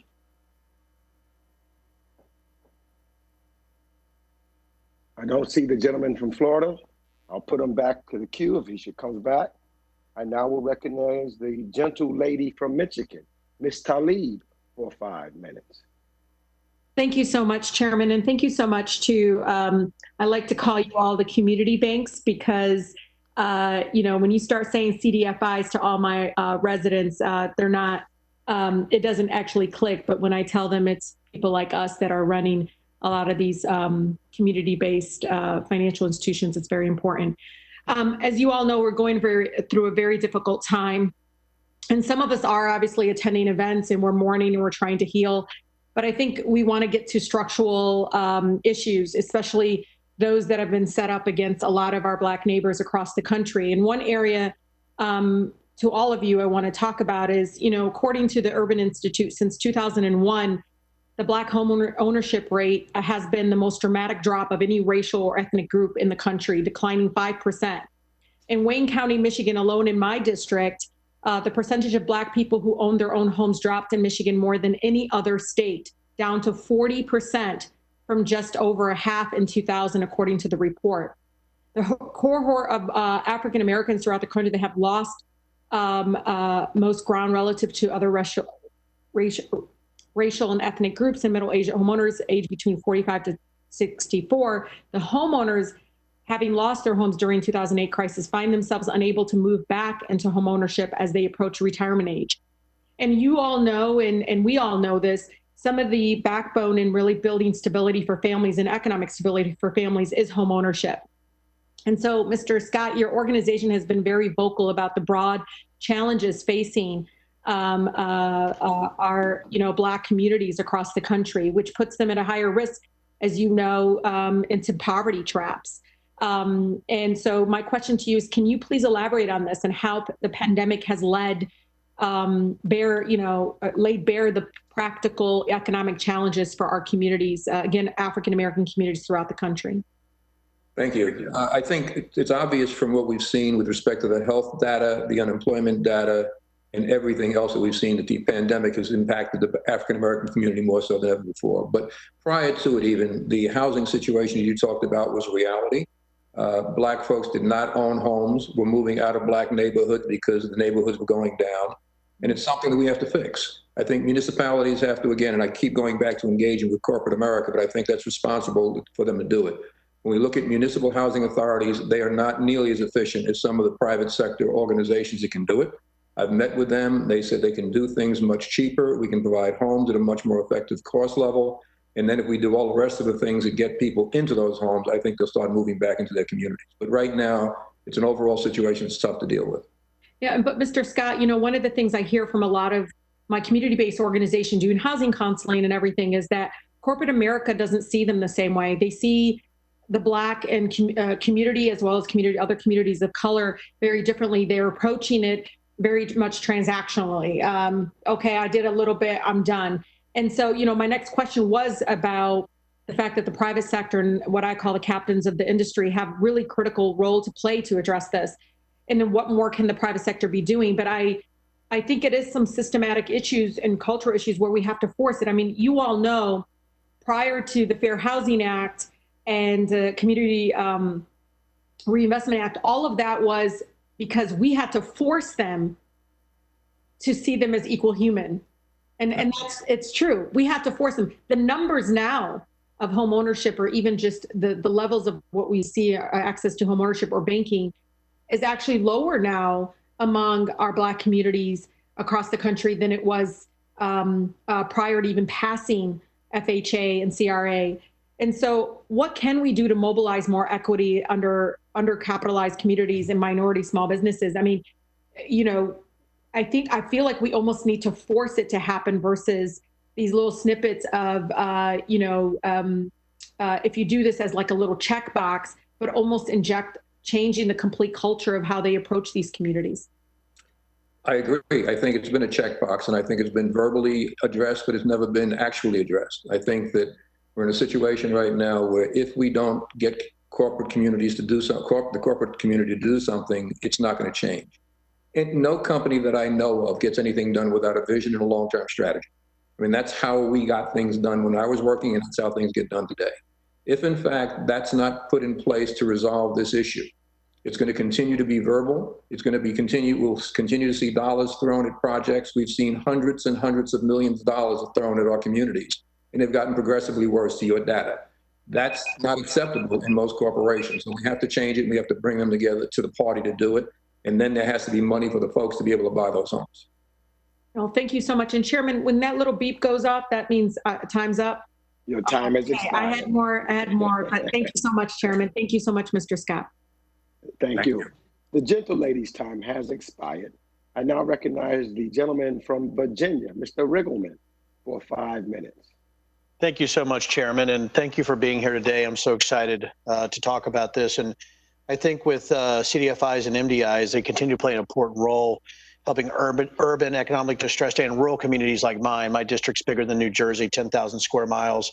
So it's really neat, that we've been able to leverage that. And I want to thank you for your testimony. And I want to start with something about data. I'm a little bit different. And I just listening to Mr. Scott, and I sort of changed my questions here after listening to Mr. Scott. So thank you for doing that. When you're talking about data and corporate America getting sort of involved with this, my question about CDFIs is how much they exchange data. And I went through and looked at all the websites for CDFIs.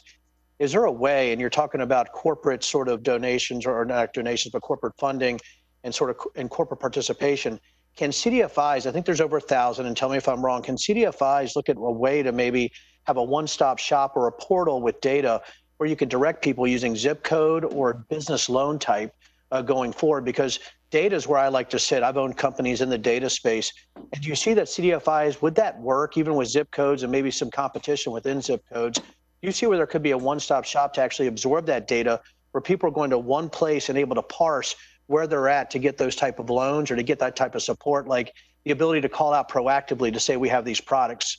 Do you think that's something that we could actually do with CDFIs, to have a one-stop shop or a portal where it's not piecemeal with the data that we could use to actually make decisions to go forward? I'll step in, Congressman, just as the leader of an association that has, in fact, a CDFI locator on our website right now. We've been partnering now with Google, and we've had early conversations with Facebook. We know that entrepreneurs are searching now for where to go.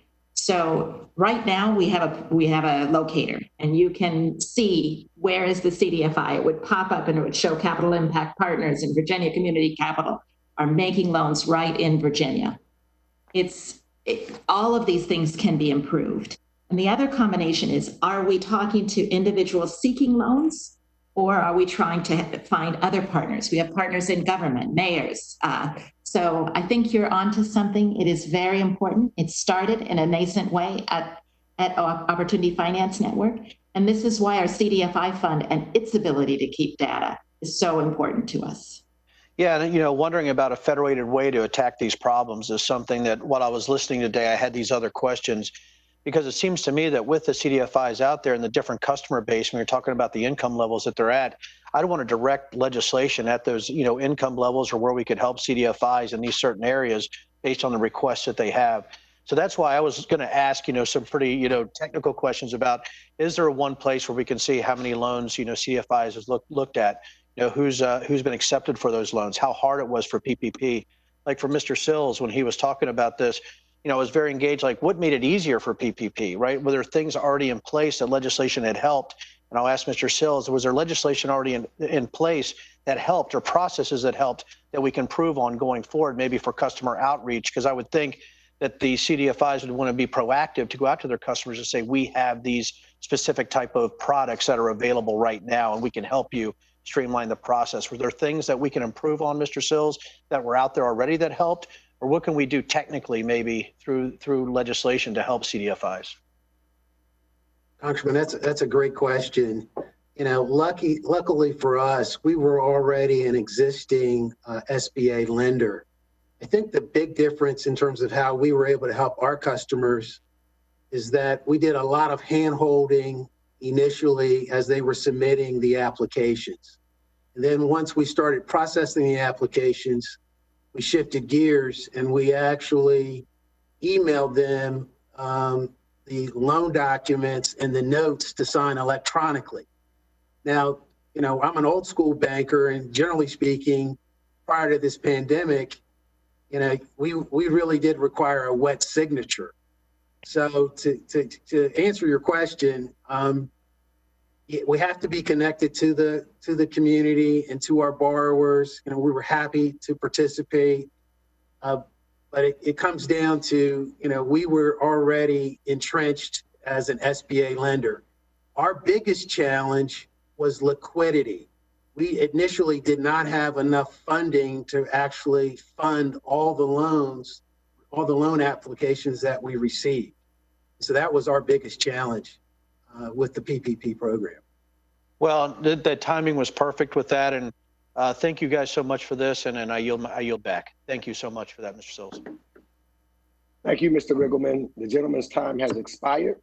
I now recognize the gentlelady from California, Ms. Porter. You're recognized for 5 minutes.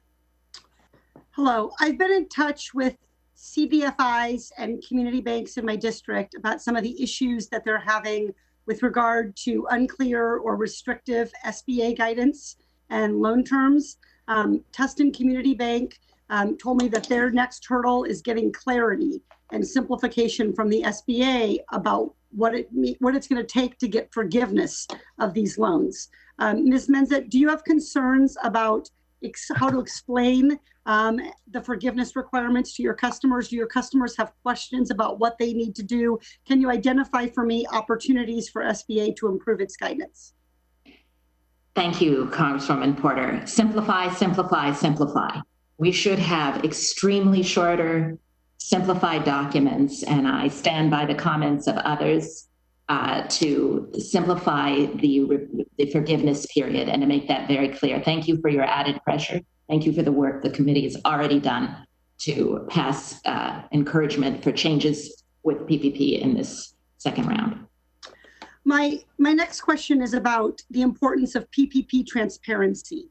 And I've introduced a bill called the Ppp Transparency Act to require the SBA to publicly report the details of PPP loans. We've all heard the stories about abuse of the program, but what's getting lost is all of the incredible work and the success stories of the PPP.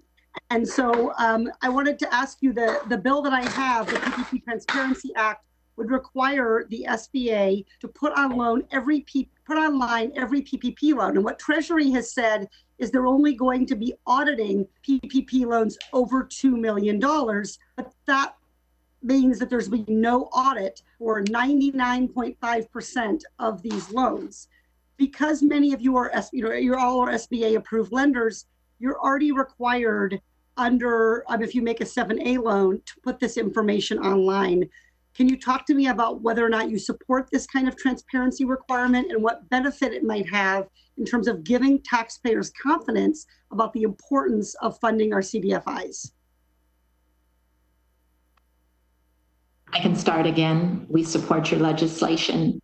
We think, and I appreciate your ability to lift up the stories that are actually very, very positive. We are a field that is very used to already, as you've said, extensive reporting both to the CDFI fund and to SBA. So we support it, and I let others comment. Any other way? Go ahead, Mr. Pugh. Yes, my apologies. I echo the comments about supporting the legislation. I think the key here is for us to be able to understand that if the small businesses truly intended for the program have been able to receive the benefit. I also think that from an impact standpoint, we want to be able to look at this information and determine where the sore spots or gaps exist in order for us to continue our journey in terms of helping to restore on the other side of COVID-19. Thank you. And I think one of the things that might be important to recognize is the Ppp Transparency Act that I'm sponsoring would require the disclosure of the location of the loan, the congressional district, the NAICS code, the number of employees, and really importantly, minority ownership status of the business. And so the goal here is to really show the American people that these PPP loans are working in our community. And so I think without this kind of transparency, we're going to see a few stories of abuse, and these larger loans that will get audited kind of carry the day for the narrative. One difference between the PPP Transparency Act that I'm co-sponsoring and my colleague Dean Phillips' bill, the Truth Act, is that the Truth Act would have required an explanation of the decision-making processes under which such funds were dispersed. And one of the concerns I had is that that would be an undue, burdensome and difficult requirement both for the lenders and the SBA to comply with.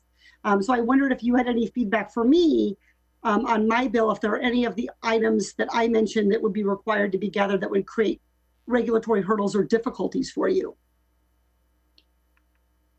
I have no particular feedback. I would like to answer your question also. My answer probably differs a little from my co-panelist. As a community banker, we have so many compliance and data reporting requirements.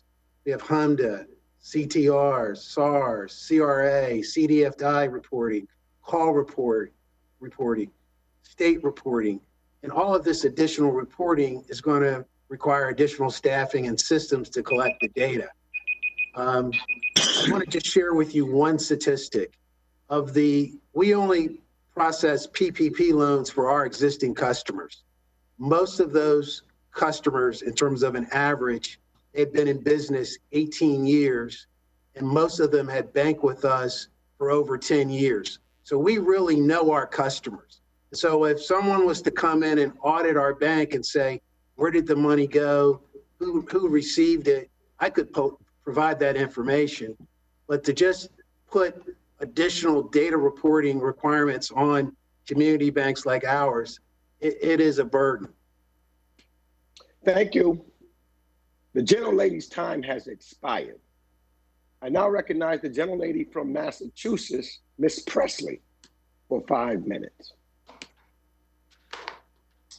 Thank you, Chairman Meeks and Chairwoman Waters, and thank you to our witnesses for lending your expertise and your prescriptive insights to today's discussion. We do find ourselves experiencing a gravity of hurt, the disparate impact, historic times, and familiar times. I want to take a moment just to acknowledge an event that has far too much precedent in our nation's history. This week marks the 99th anniversary of the Tulsa Race Massacre, also known as the Black Wall Street Massacre.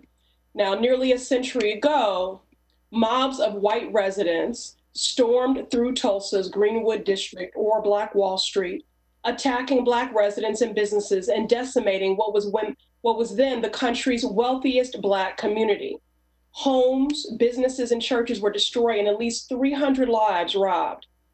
Now, while they tried to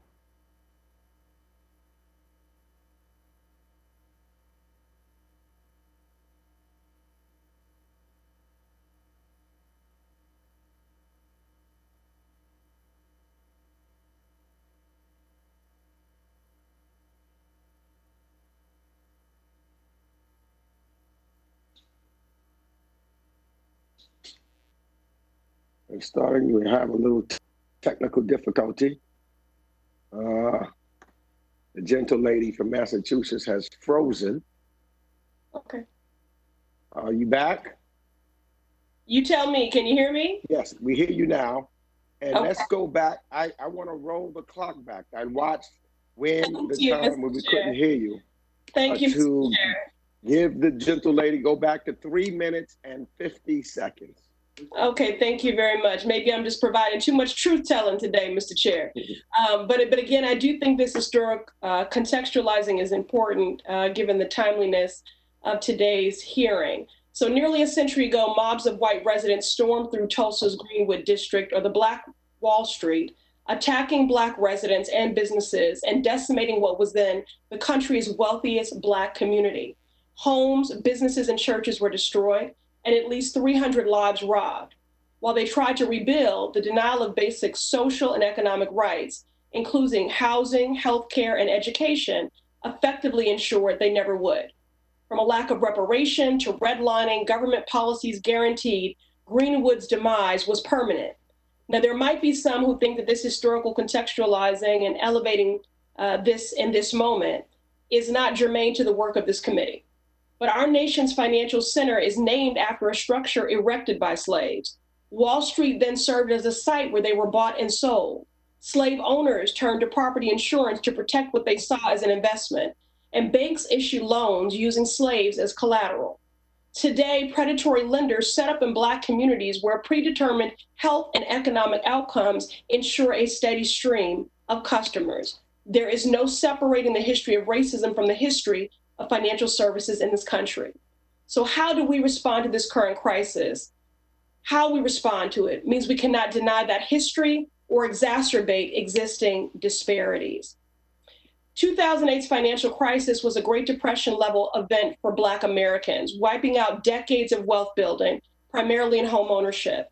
However, 2013 study found that Black banks were 10 times less likely to receive bailout funding during the crisis. Nearly half have gone under since 2007. Mr. Pugh, how does the disappearance of Black banks further exacerbate the racial wealth gap? So, as you have rightly pointed out, the disappearance creates a real cognitive disconnect in our communities in terms of the ability for small business entrepreneurs, women, minority businesses to have a bank, to have access to mainstream solutions. So examples would be, if I think about my area, Brooklyn has some of the largest, has had some of the largest women entrepreneurs in terms of growth in that particular borough. And by not having access, with the exception of Carver, to other options, in many cases, it could have and has undoubtedly created some real limitations. Across our country, we've seen that the ongoing closing of our banks, and it really gets down to capital and capacity. And so what I think we frankly must look at for MDIs is the ability to ensure that they have access to capital through various programs. Congress can play a very critical role in that. And then capacity.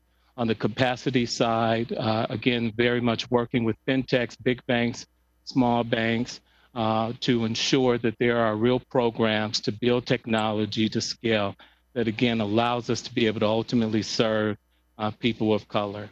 Thank you. Thank you, Mr. Pugh.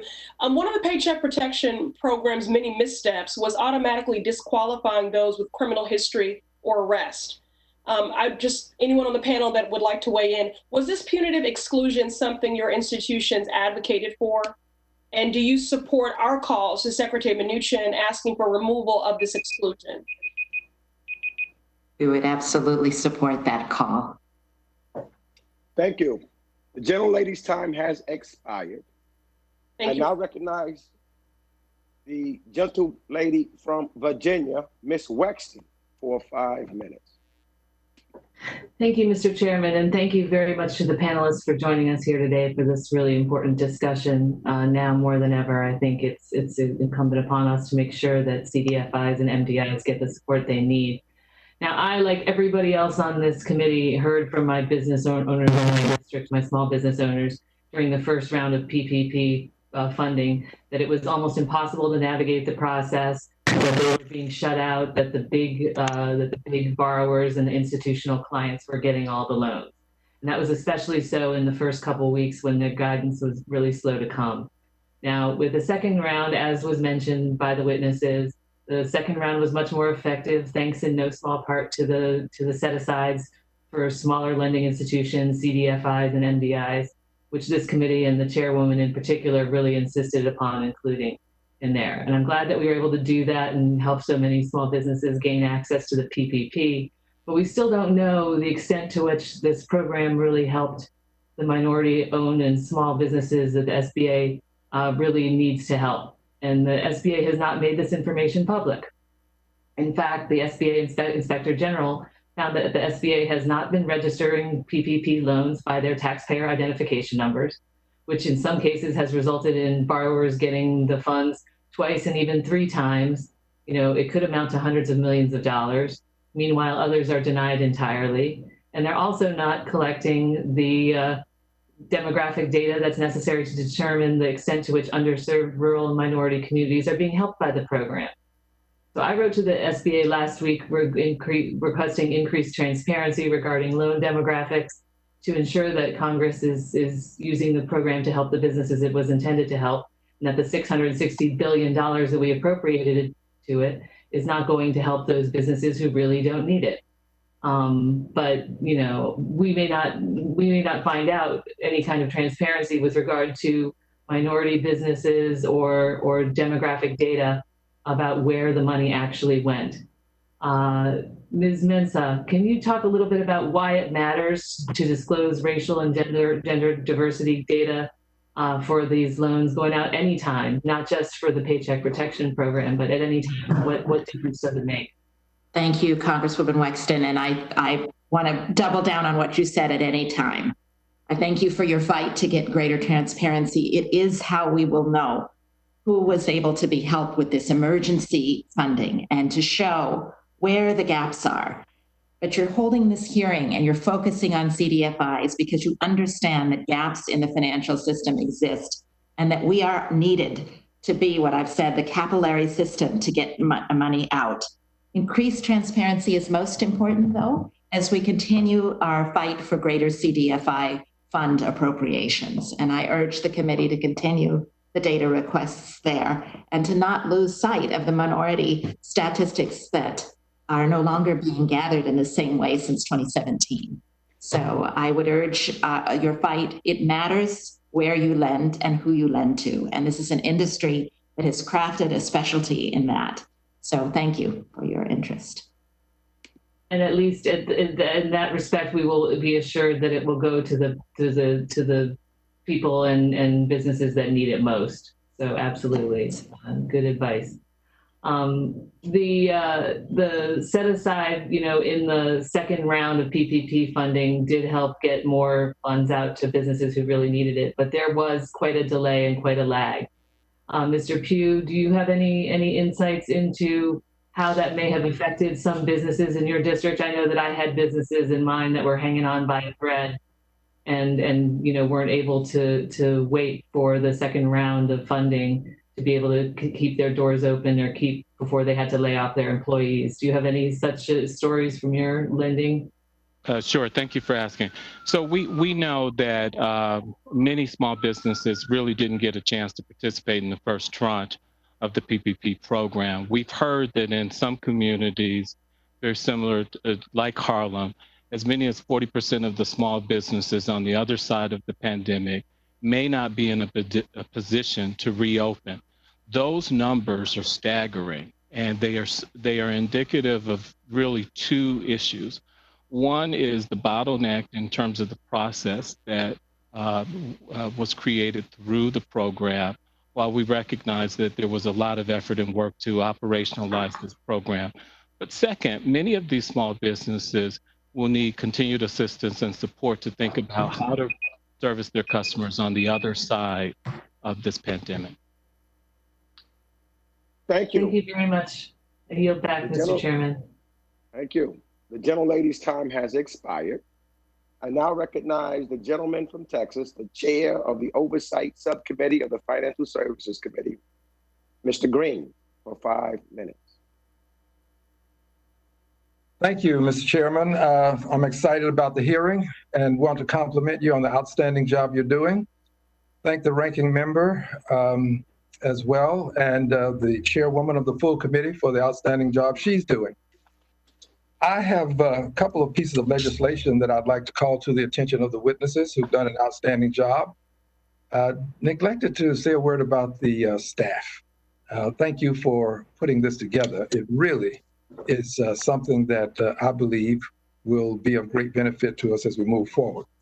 The legislation, the first bill is H.R. 6868, and it creates the Community Capital Investment Program, CCIP, which will provide direct capital investments and interest-free loans to MDIs and CDFIs, as well as smaller banks and credit unions that serve low-income borrowers. And there's a $3 billion earmark in direct capital investments and loans for MDIs. I'd like to know from you, Mr. Pugh, does Carver Bank support this piece of legislation, H.R. 6868's creation of the Community Capital Investment Program?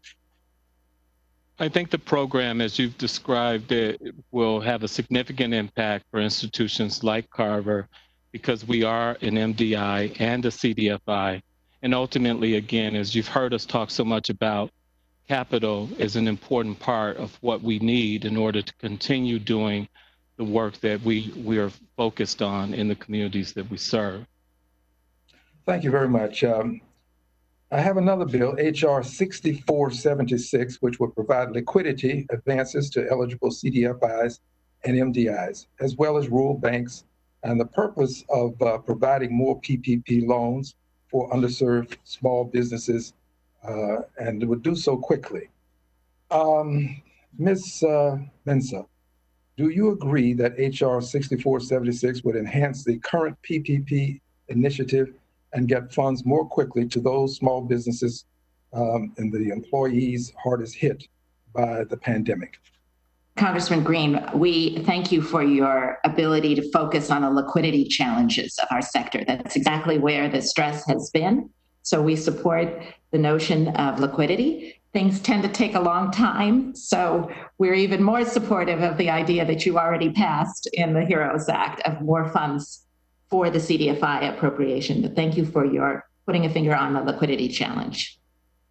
Thank you. With my time left, I'd like to just mention something that I am introducing. It is a piece of legislation that will cause to come into being a Department of Reconciliation, charged with the responsibility of ending invidious discrimination. This will be a cabinet level department, and there will be a Secretary of Reconciliation. It will be properly funded because it'll get at least 10% of the funding from the Defense Department. And this is something that I think will have a long-term impact. It gives us the opportunity to develop a strategy to deal with invidious discrimination and racism over the years. I think that a cabinet level position such as this would cause the country to be able to continually focus on invidious discrimination, as opposed to it becoming an issue for us when something is triggered, usually something associated with policing. Banking will then become something that we can focus on. Lending, because we know of the empirical evidence indicating that there is discrimination in lending and banking. So my question to the panel would be simply this. Given that we have a Department of Labor that deals with labor issues, and we have various other departments, would it be good to have a cabinet level department of reconciliation to deal with the long-term relief needed as it relates to invidious discrimination and racism? And I'll start with Mr. Pugh. So I think the issue of racism and discrimination is a broad and complicated one that is systemically tied to education, affordable housing, healthy foods, the ability to make sure that you have proper health care. If this cabinet position is one that can help to play a critical role in galvanizing key leaders, bringing them to the table, private and public sector, to continue to solve for these issues and be candid about addressing them, then yes, it'll be valuable. Thank you, Mr. Chairman. Again, I thank the staff. I yield back. Thank you. Thank you, Mr. Pugh. That is our final member. I now would yield 2 minutes to the ranking member, Mr. Lukemeyer, for purposes of a closing statement. Thank you, Mr. Chairman. And, again, Mr. Posey was unable to get on today, just as a comment here, as a result of his computer problems, and because our rules indicate that you have to be at least visible at one point on video to be able to participate. He was not able to participate by his phone, but he did say that most of the questions he had were asked by all the members. So just to give you a heads up on Mr. Posey's participation.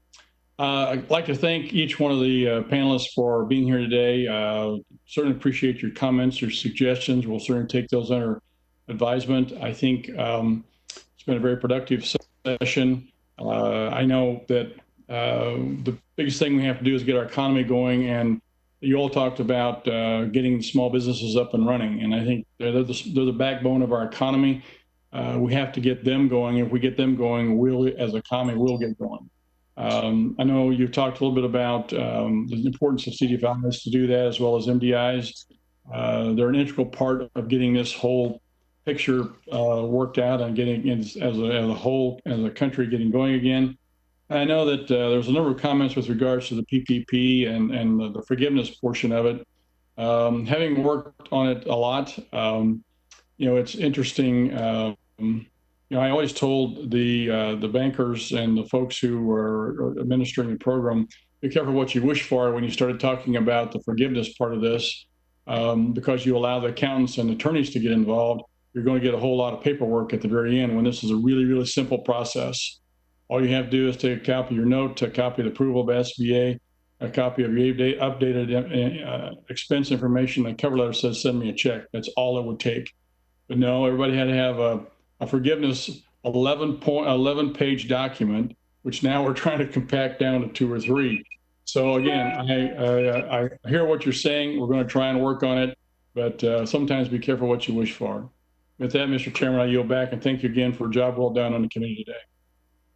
Thank you, Mr. Lukemeyer. I wish to thank, I now recognize myself for 2 minutes for purposes of closing remarks. I wish to thank our witnesses today for their testimony and for the work that they do serving underbanked and vulnerable communities. Let me also thank the chairwoman of this committee for her great work and guidance on our subcommittee, as well as the ranking member for his work. And I want to thank all of the members for their cooperation on this first ever virtual hearing that we've had. Thank you for your cooperation and working together. Let me thank the staff, the Democratic staff and the Republican staff, for working together and making sure that we were as prepared as we possibly could be for this hearing, that I think was successful. We are living through some of the most trying times for our country. And all of us came to this hearing with heavy hearts and genuine concern for the communities we live in and for our neighbors and friends. The last few months have been incredibly trying for us as a country, for businesses, for families, and for the U.S. government. Historically, we have found ways to pull together as a country and as a people, even as we grapple with the social division and choices that will define the character and the future of our nation. We cannot and must not sugarcoat the depth of the multitude of crises we face. The COVID-19 pandemic is far from over. Over 100 million Americans have already died, and many more are expected to lose their lives before it's over. The civil unrest resulting from police brutality and the spat of brutality in killings of Black men and women has struck a nerve for the whole country. But despite the images of riots and violence that dominate the news media, I know that the majority of Americans are coming together. We have seen simple but important acts of kindness and bravery from average Americans across this nation to support their fellow man during the pandemic. Whether farmers donating their harvest to the hungry, people sewing masks and 3D printing face shields at home, or people checking in and helping elderly neighbors, Americans have continued to demonstrate their capacity for kindness and compassion during the pandemic. So with that, without objection, all members have 5 legislative days within which to submit additional written questions for the witnesses to the chair, which will be forwarded to the witnesses for their response. I ask our witnesses to please respond as promptly as you are able. And without objection, all members will have 5 legislative days within which to submit extraneous materials to the chair for inclusion in the record. I remind members to submit written questions and materials for the record to the email address provided to your staff. This hearing is now adjourned. Job well done, Mr. Chairman. Thank you, everyone. I'm going to end the Thank event. you. Thank you very much. Great job, Thank you Mr. very much for Chairman. your time. Great Thank job. you. Thank you. All right. Great job.